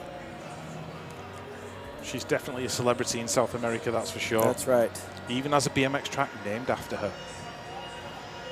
And she should. And she should. And what a great representative for women in sport in general. So lane 8, Merle Van Bentham. Last couple of years have been difficult for her. She's had some injury, came back strong, and then injured right again. So she's back on the track, all smiles. Next to her, Reese Santos from Brazil.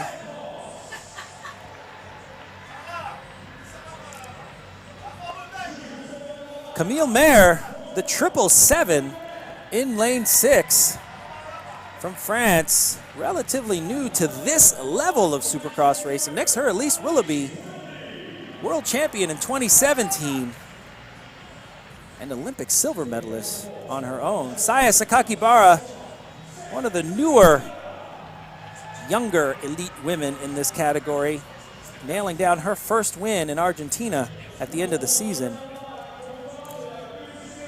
Double gold medalist in the Olympics. 2 Olympics in a row, Mariana Pajón from Colombia. Next to her, Judy Bao from the Netherlands in lane 2. The Netherlands always strong in BMX. With her countrywoman just next to her, world champion Laura Smulders. She'll be coming out of lane 1, wanting to finish in first, I'm sure, in this semifinal. And there they are, the elite women, semifinal heat number 1. Only 4 make it through to the final. Waiting for the starter's call to be official as the hand goes out and the room silences.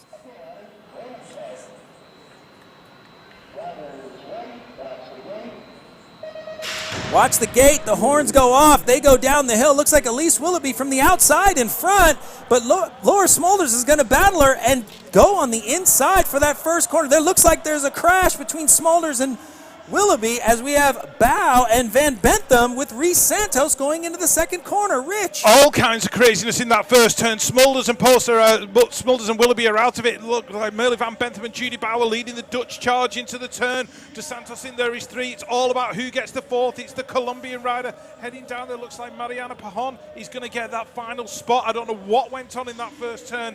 We're going to have to review the footage. Van Bentham gets it. Bao in second, Reese Santos in third, Mariana Pajón in 4th. Wow. Well, seems like, you know, the women are super competitive. Everyone's competitive, but the women are super competitive.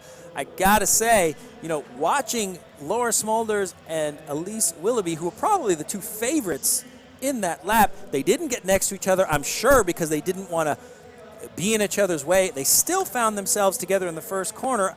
I don't know what happened exactly, but here's a replay of that. Looks like there was a crowd. Oh, Saya Sakakibara goes down in the first jump, and then Smulders just on the inside of Willoughby, and they must have connected somehow. Sometimes a grip gets caught on someone's jersey, and they go down. But we're all checking on Saya Sakakibara, hoping she's okay. As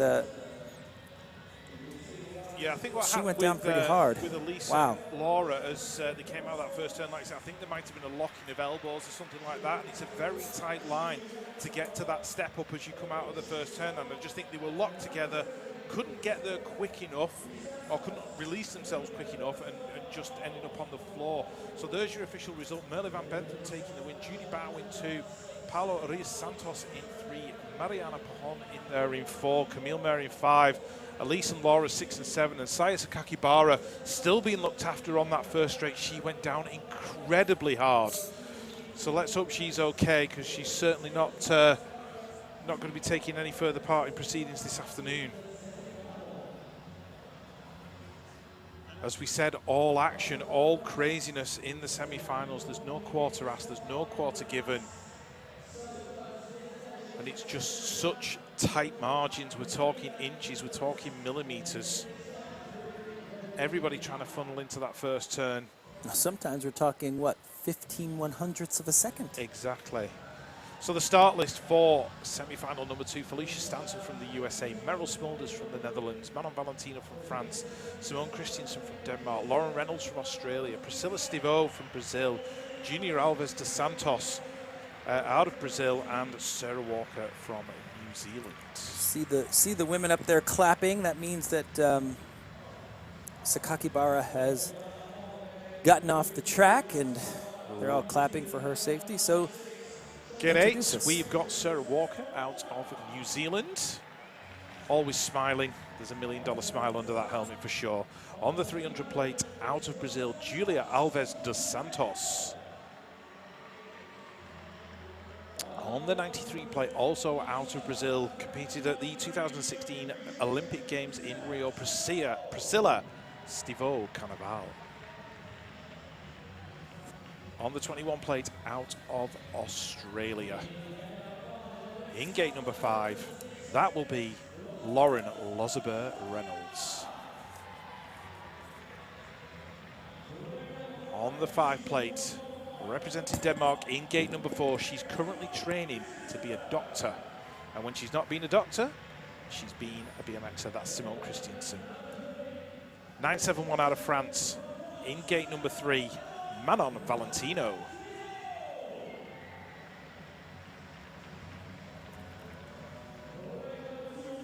Gate number 2, out of the Netherlands, the sister of Laura Smulders came second in that World Championship last year in Baku, Azerbaijan, Meryl Smulders. And on the inside, on the 23, returning to BMX after a little bit of a layoff, and it's good to see her in the, from the USA, Felicia Stancil. Yeah, recent college graduate, and I would say based on the crash earlier, she might be the favorite to win. Right, all quiet for the start.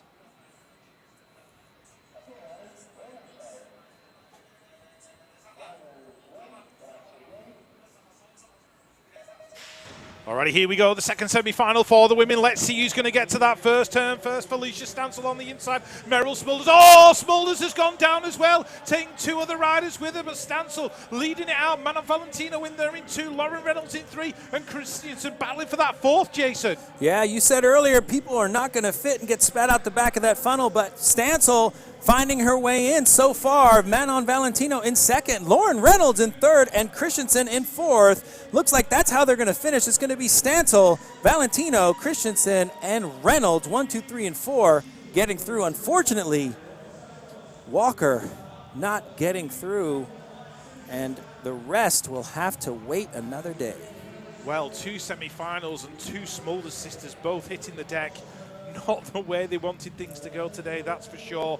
Meryl just picking herself up out of that first turn. Let's hope she's okay. We can see what goes on. She just tagged somebody's wheel.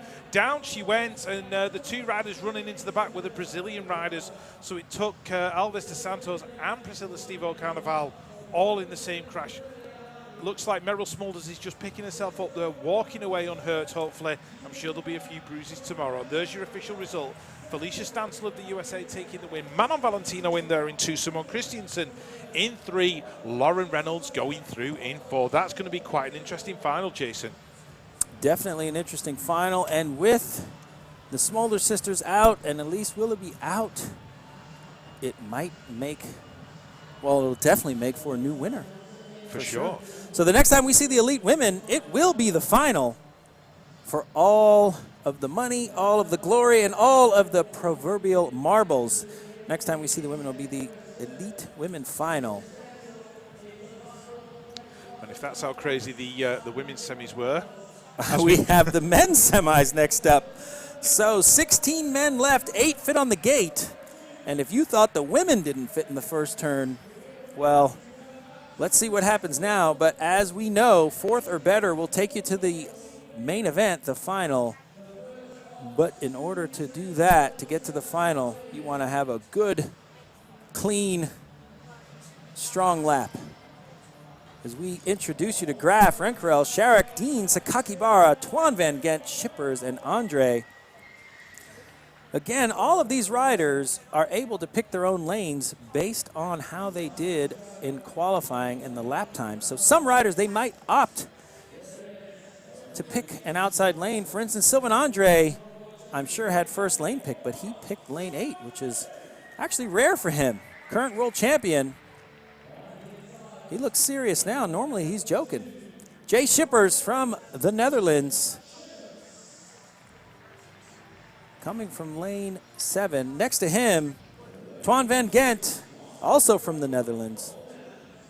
Had a bit of a rough season last season with some injuries. Didn't get back into racing and towards the end of the season. So change of teams, new psych, he says. Next to him, Kai Sakakibara. His sister went down, so how about that? Watching your sister crash, and then you have to get up there and race. We'll see if that affects him. Next to him, countryman Anthony Dean. Anthony Dean, very consistent, known for getting those podium finishes, has yet to win one of these, though. We'll see if he can take the 44 plate for first. Paddy Sherrick finds himself in the semi as well. Getting down that second straightaway. Watch for him to make some moves and gain some ground there. Team GB, Paddy Sherrick. Next to him, from France, Jeremy Rencarel. Silent but deadly. Doesn't say much, but he definitely has a lot of speed. And David Graf, the Swiss rider. Everyone is literally on the circuit just waiting for him to win because he's riding very fast. That time might be today. It could be. As we're waiting for the official call, there's the starter goes, and we are on.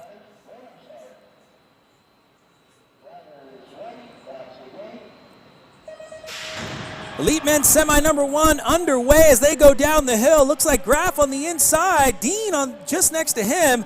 The French rider diving on both of them. Dean finds himself now in trouble. Paddy Sherrick finding his way into second place. Maybe he wants more. Dean taking his foot off. He's in fourth, kind of stuck. That might be the race, but Rencarel running away with it. Graf ensuring his position. Yeah, Rencarel, Sherrick's going to make it in. He's going to make his first World Cup final. Sherrick is through. Graf in 3, Andre in 4. Look who's out in 5, 6, and 7.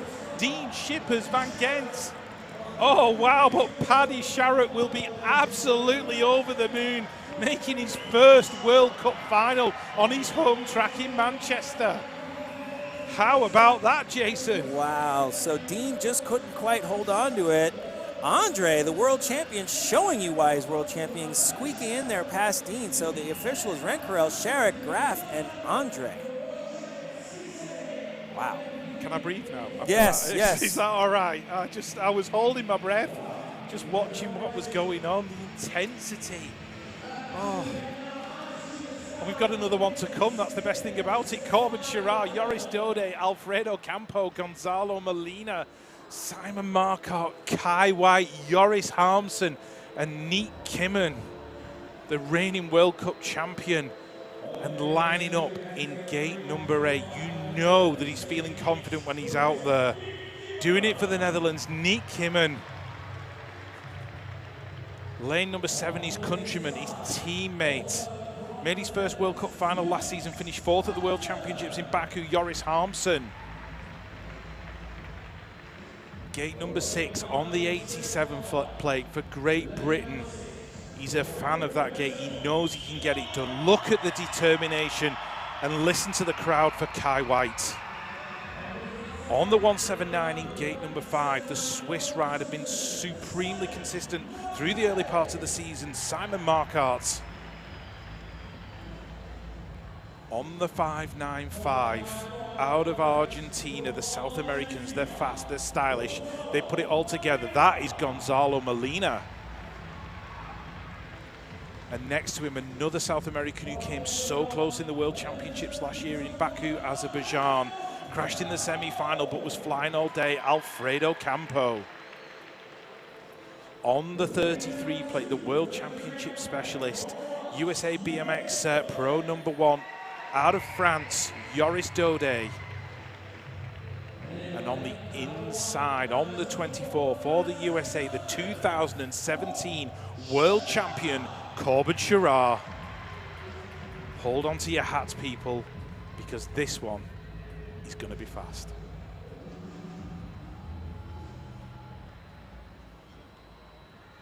We are ready. The starter lets them know.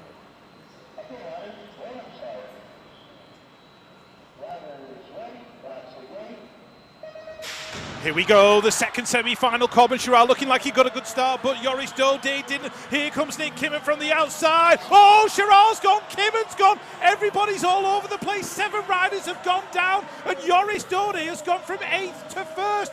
Dode's got this one in the back. Who's got two, Jason? I have no clue. It's all Dode by himself around the track. I'm sure he's not complaining, but he still wants to put in a good lap to try to get some kind of a lap time.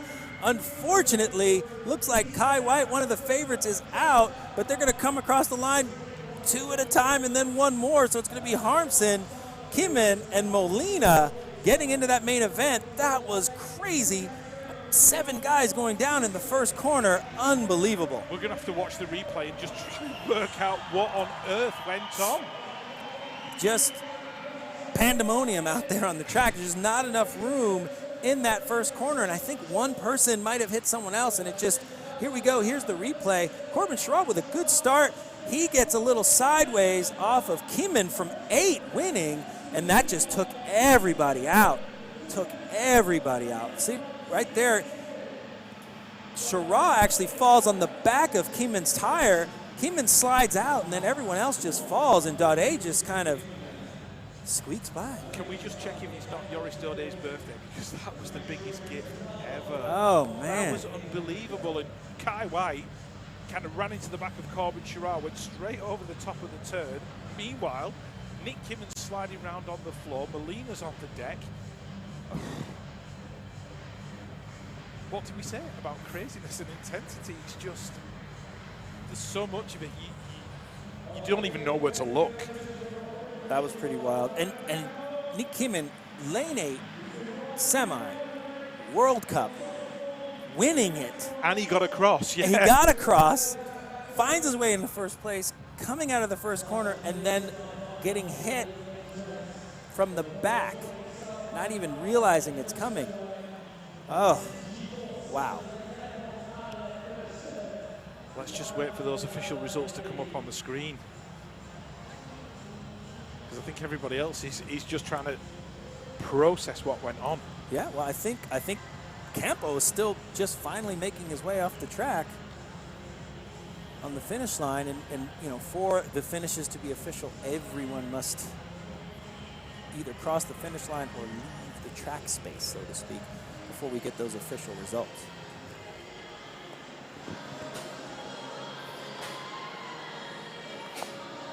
So yeah, our cleanup crew are going to be doing a great job for the next few minutes, and there is the result. Joris Dode, Joris Harmson, Nick Kimmin, who got up and worked his way into third, and Gonzalo Molina in fourth, Kai White in fifth. Still don't know what to say about that one. Well, the next time we see the elite men, it will be the final. Let's hope most of them stay up for that. And you know, to be fair, there's some guys that went down that have to race a final now, so that'll mix things up. Some bumps and bruises as they get ready for a final. Here at the UCI BMX Supercross in Manchester.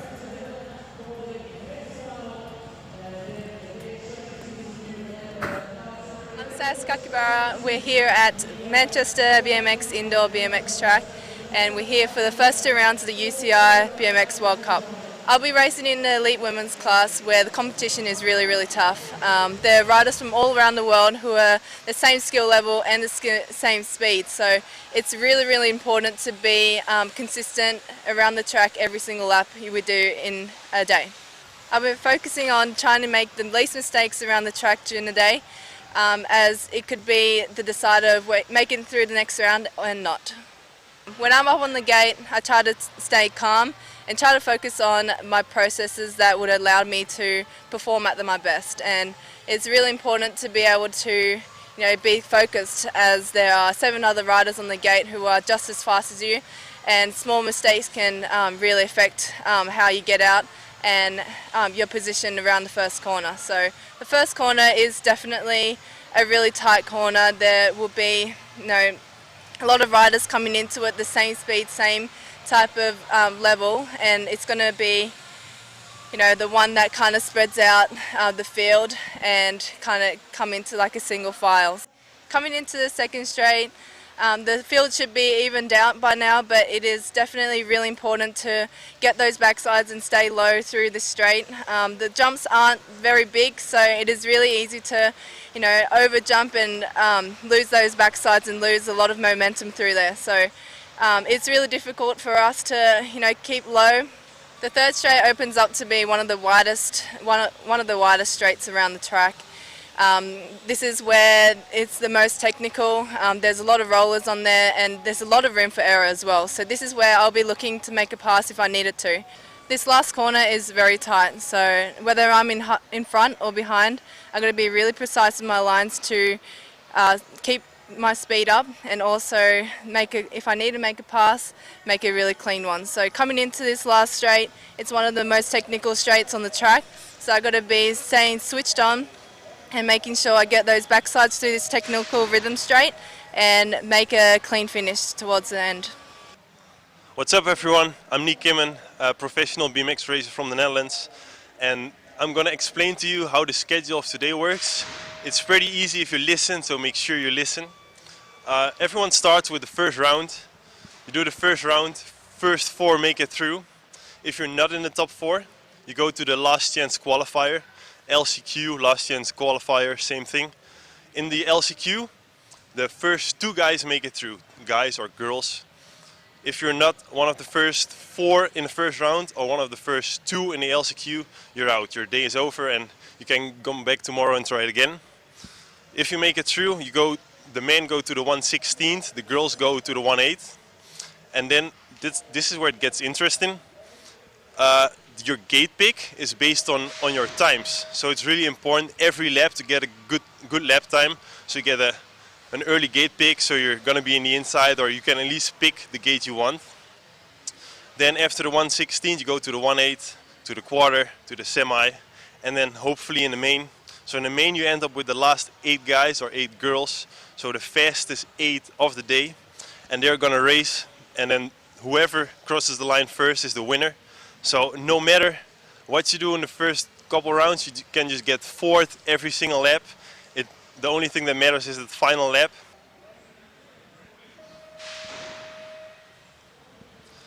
Gate pick is obviously really important. If 2 guys are next to each other, then it's pretty obvious that the guy on the inside is going to get the whole shot and get out the first turn in first. So everyone wants to get that first lane pick, so you can choose what gate you want to be in. And the gate pick is based on the lap time of the round before. So for example, if you get first in a 1/8 final and get a fast lap time, then you can pick your gate first in the quarter. So everyone's going to be pedaling to the line, even in like the earlier rounds, to get that fast lap time and keep that inside lane.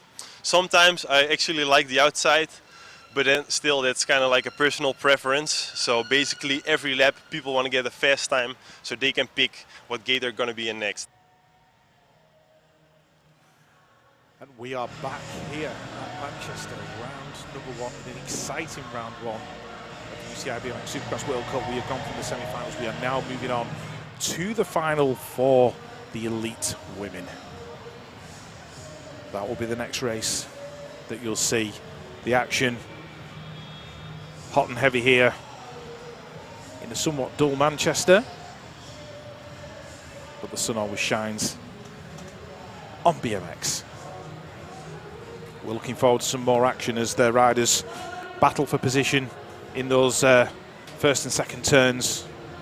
The one thing we can guarantee you is a bit more action of the kind you've already seen as the riders fight for those initial points in the UCI BMX Supercross World Cup. It's run across 5 venues, 10 rounds for the riders to pick up points for the accolade of being the World Cup champion of 2019. And if the season carries on the way it's already started, we're in for an absolute treat. Lots of drama for sure. And to add to that, these races count for Olympic qualifications. They certainly do.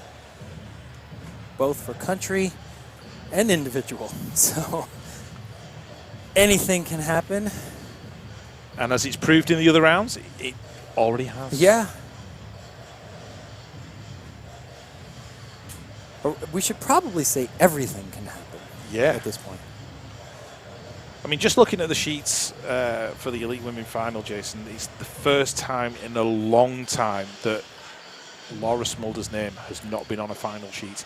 She's been so consistent over the years. I think she hadn't missed a World Cup main in 3 years up to today, and it's unheard of to have that kind of consistency in many other sports.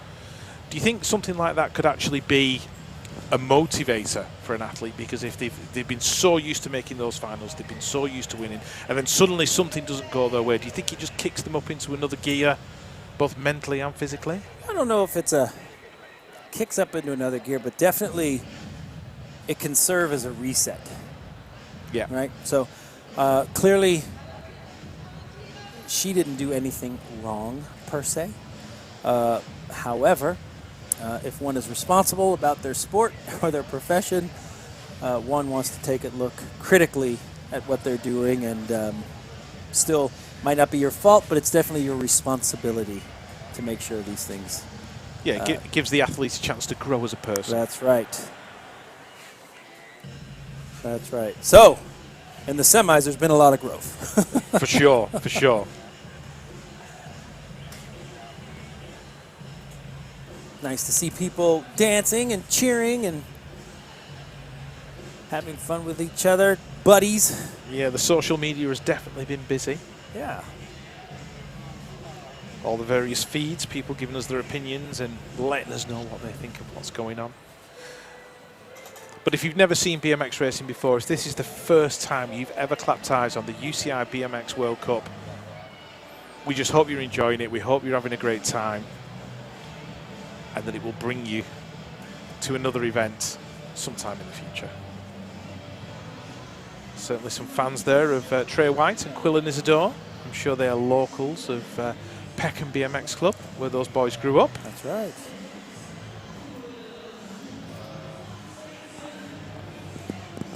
And if there's one story of success from adversity, I think Peckham BMX is probably one of the best that you can watch and look for. Wouldn't it?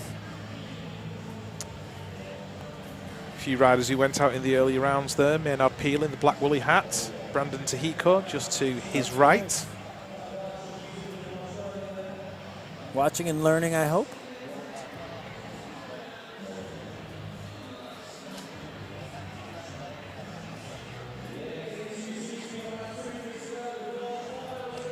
Looks like our elite women are heading up towards the gate, so we will be back to the action very, very shortly.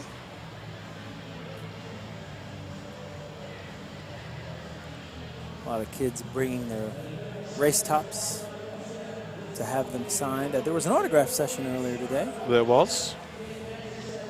The top 10 riders just taking time for the kids and signing number plates, signing jerseys, having photographs taken. And that's the great thing about BMX, because the athletes are so accessible. You can see them and chat to them at the events and get up close and personal and just ask those questions you've always wanted to ask. And here we are, moving on to the finals now for the elite women.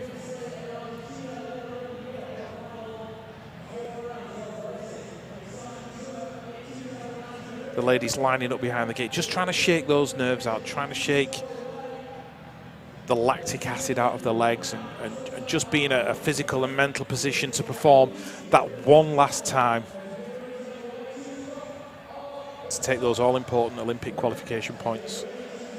It's not only a physical test, it's definitely a mental test as well. Because everyone's tired at this point. Everyone's understands the pressure. Everyone essentially wants to do their best. So it's in these moments where we see riders start to make mistakes or break down, or they let that being tired get to you. So Stancil, Valentino, Christensen, Reynolds, Bow, Reese Santos, Pahone, Van Bentham. Again, riders choosing their lanes.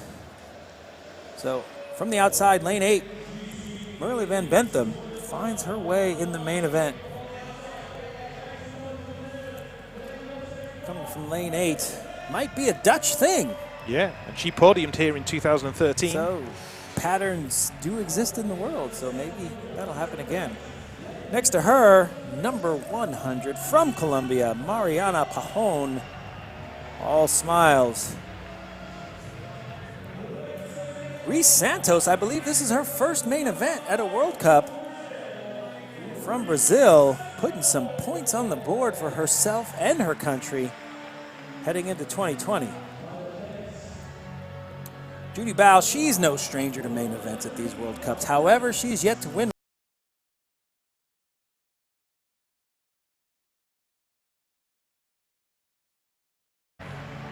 Next to her, Lauren Reynolds from Australia, putting in a lot of hard work during the off-season, that's for sure.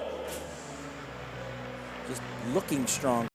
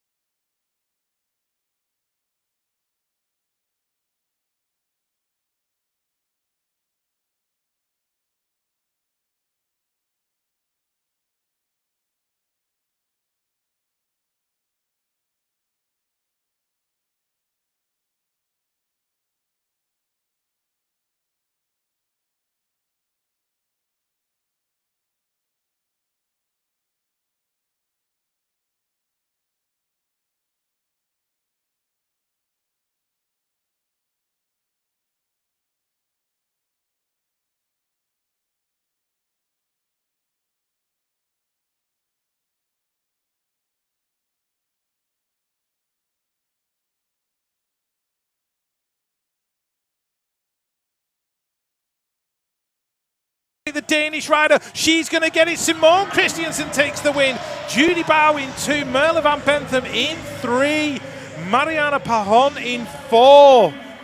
And Felicia Stancil's dreams were shattered on the first straight, Jason. Yeah, they were shattered, but Christensen got the gate of her life and just did not give any room. Like you said, no quarter asked, no quarter given.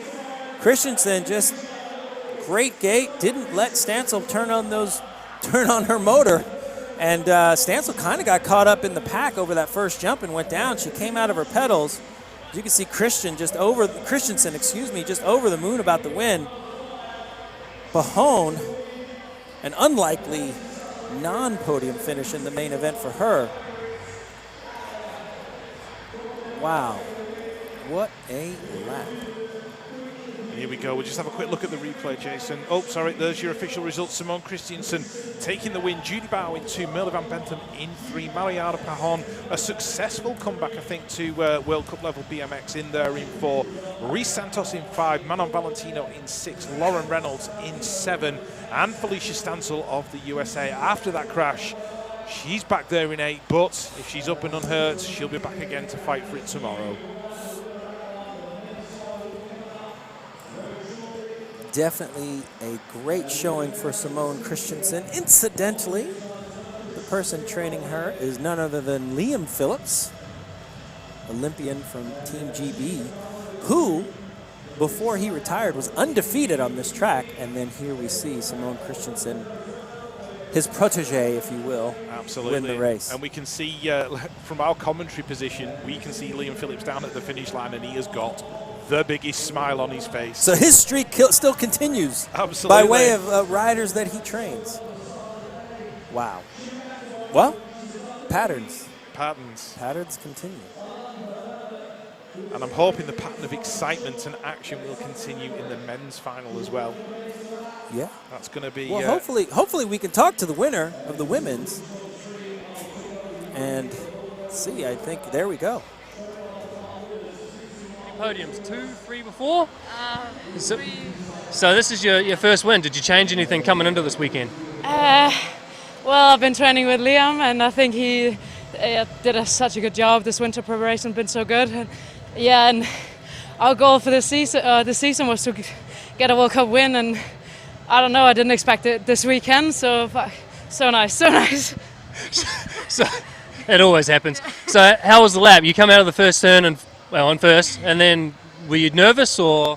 Yes, very nervous, but this track is pretty simple, so I just tried to keep it simple. I did a few mistakes on the third straight, but just kept it running and kept people behind me. Incredible. Well done.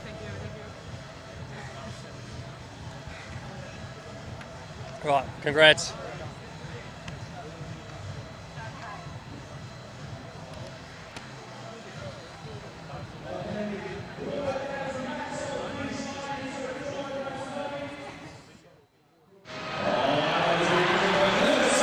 So there's the replay. You can see Stancil going right off of her pedals right when she takes off in the first turn. Start to finish. Great lap. She's actually pulling away from the pack in this second straightaway, but look at Van Bentham just on the outside jumping into third place. Yeah, Lauren Reynolds got caught up in traffic. She was about third or fourth as they came out of that first turn. She just got boxed and couldn't bring it back. Meanwhile, Simone Christiansen out front just avoiding everything that was going on. I'm sure going down the straight, she couldn't believe she was about to cross the line for a World Cup win. The happy jump over the line for sure. That's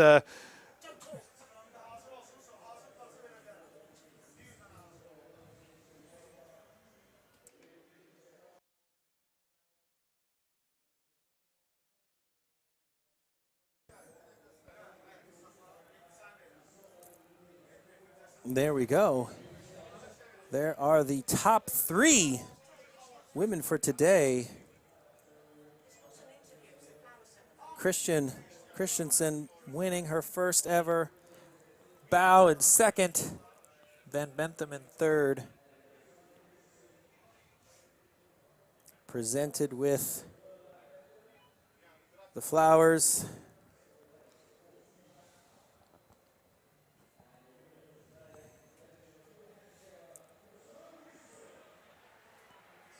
There we go. Winners or grinners. From Denmark, the winner of today's BMX Supercross World Cup here in Manchester, Simone Christensen, followed by Judy Bow, rounding out the podium, Merle Van Bentham. The riders all getting pulled in different directions from the media.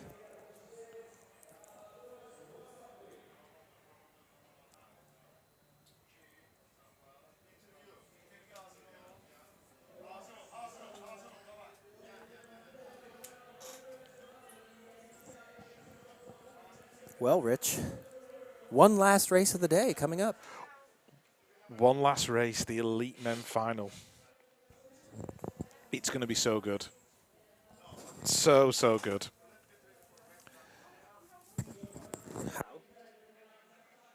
How good will it be? You set it up like it. I know. It is going to be the best. I think it's going to be the best lap of the day. So the Elite Men Final upcoming now. 8 of the fastest guys in the world, including Great Britain's Paddy Sharrock in there, making his first ever World Cup final on his home track here in Manchester. So the crowd here definitely going to have something to shout about. David Graf's going to be in there as well. Joris Dode. There's a whole mixture of different stories that can occur. I'm interested to see how they are going to choose their lanes. That will be a definite scenario that could make or break your race, because obviously Nick Kimman, maybe tomorrow, he may opt to not go so wide. And there's no guarantee that lane 1's going to be the best one into the turn either. You know, now, Nick Kimman does not have the benefit of choosing the lane first or second. He did make the main, but based on his time because of that crash in the semi. So someone else might say, you know, I don't think I want Nick to have that advantage and choose lane 8 instead. It's entirely possible. It's the, what's the word I'm looking for? The mystery. The mystery. Strategy. Mental games, if you will.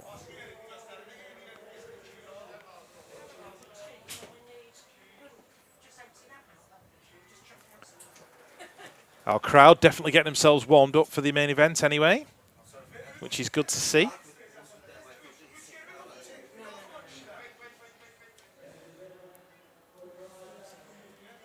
Well, I think we're about to introduce to the riders Rich, And there's your start list. tell us who we have on deck. We have on deck Jeremy Rencarel from France, Paddy Sharrock from Great Britain, Joris Dode from France, David Graf from Switzerland, Gonzalo Molina from Argentina, Nick Kimmen from the Netherlands, Joris Harmsen from the Netherlands, and the reigning world champion Sylvain Andre out of France. And we will introduce you to the riders. In lane 8. On the number 1 plate, the reigning world champion, took that title out in Baku, Azerbaijan last year, Mr. Sylvain Andre. Next to him on the 4 plate out of the Netherlands, made his first World Cup final at Papendal last year, was unfortunate enough to go down in that race, but brought it back. It's Joris Harmsen. Lane 6 on the 313, the reigning World Cup champion. He went on a 7-race winning streak before this event. It's Nick Kimmen. On the 595 out of Argentina, his home race in Santiago del Estero last year, took 2 podiums, Gonzalo Molina. Next up on the 7 plate out of Switzerland, won a pump track world title earlier in the year. Is he going to give us that trademark wink? It is David Graf. There you go. Next to him, twice world champion out of France, USA Pro BMX number 1, Joris Dode.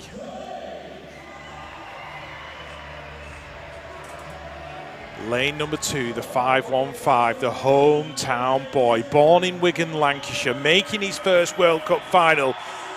Big noise for Paddy Sharrock. Think the crowd's excited about that? Just a bit. And on the inside, gate number 1 on the 29, out of France, Jeremy Rencarel.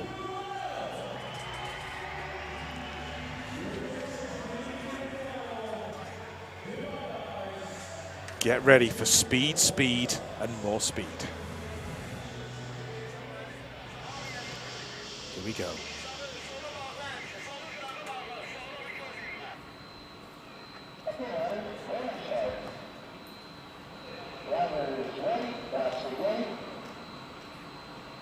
Alrighty, here we go. The gate has fallen in the final. Let's see who's going to be first into that first turn. Rencarel on the inside. Joris Dode gets the whole shot. Oh, he slid ever so slightly. So Dode in 1, Rencarel in 2. Whereas Paddy Sharrock is in there in about 6. Sylvain Andre in 4, Jason. Paddy's in 6, but Graf is in 3rd, looking to make up some ground. Dode definitely capitalizing on that lucky semi as he took it straight to the front with his countryman in tow, Rencarel. Graf, looks like we have Oh no, that's Andre battling for 4th.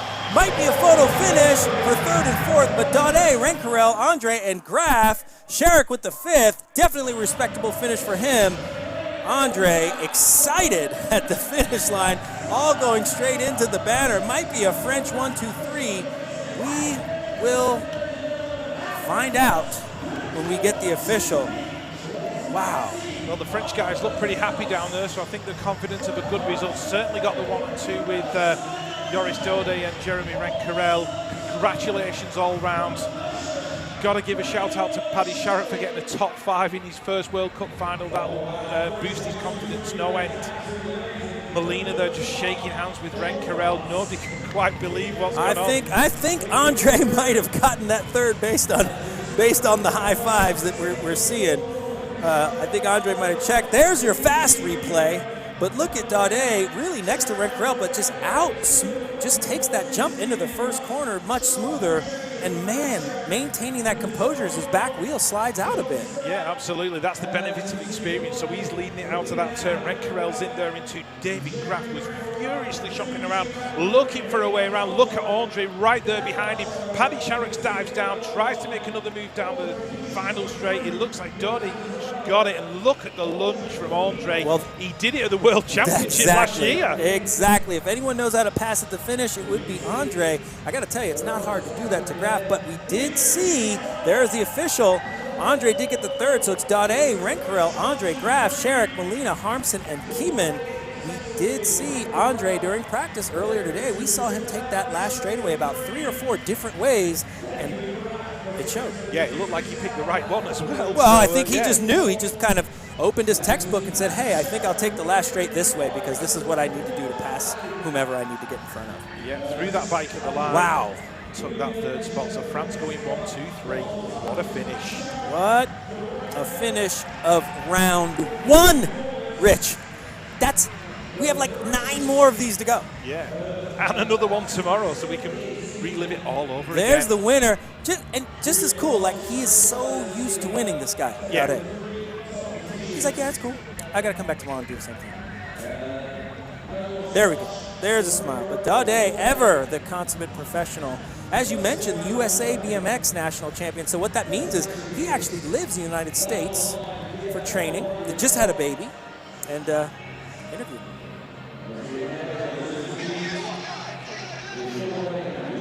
We just want you in the shot, not me.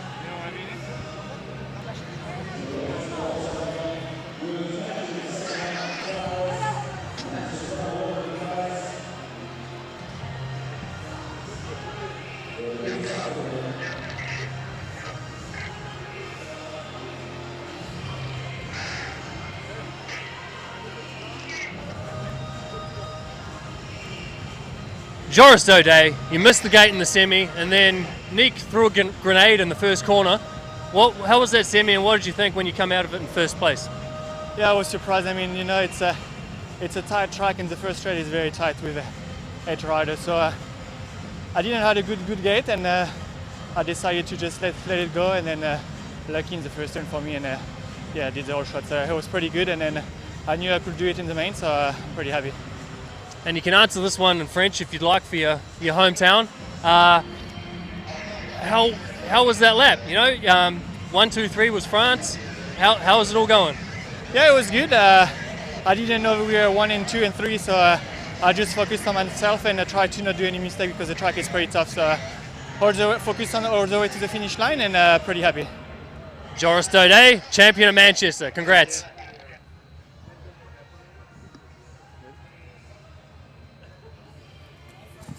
That's I think so. straight from the winner. Thanks, Pete. Straight from the winner. There we go. Good. And you forgot the French So, part. Another one on his list. And now, yeah, you go into flowers. And everything that Joris has kind of gone through in the last few months, I say gone through, he's recently become a new father, so I'm assuming he's pretty pleased. Experienced. Everything is experienced. Take the win home. That's our riders. So 3 Frenchmen find their way to the top of the podium for round 1 at the UCI BMX Supercross here in Manchester, Great Britain. Joris Daudet first, Jeremy Rencarel second, and Sylvain Andre third. Incidentally enough, during the World Championships, Sylvain Andre did that same thing for first to Joris Daudet. I mean, literally just less than inches for that win. So all of them very excited for each other and for their country and the way they're riding. It's clear. Winners are grinners, as we say.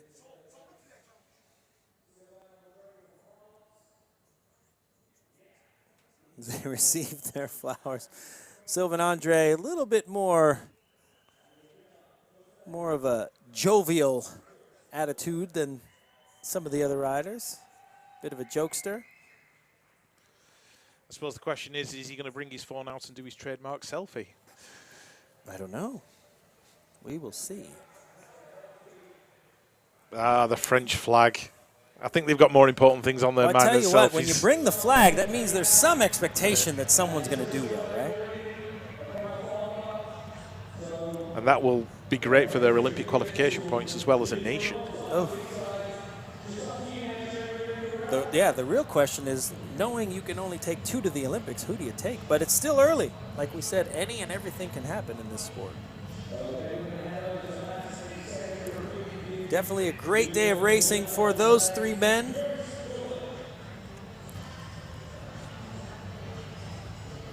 As we start the rankings, and Christensen, top of the rankings, Bow, Van Bentham, Pahone, Reese Santos, Valentino, Reynolds, Stancil. That will change most likely after round 2, but right now, Simone Christensen with that win is at top of the points. Camille Mayer, Sarah Walker, Priscilla Stavo, Elise Willoughby, Dos Santos, Laura Smulders, Sakakibara, and Meryl Smulders round out the top 16 for the women. And moving across to the men, Joris Dode, Jeremy Rencarel and Sylvain Andre going 1, 2, 3 in the standings currently. David Graf in there in 4, Paddy Sharrock having a fantastic day in 5, Gonzalo Molina in 6, Joris Harmsen in 7, and Nick Kimmen rounding out the top 8. Moving on to 9 to 16, Anthony Dean and Simon Marcotte sharing 9th, Jay Shippers and Kai White sharing 11th, Corbin Shirar and Twan Van Gent sharing 13th, and Campo and Sakakibara sharing 15th. And they're sharing because the semi-points are the same for the same positions. Exactly. So that will definitely shake out to a proper 11-12.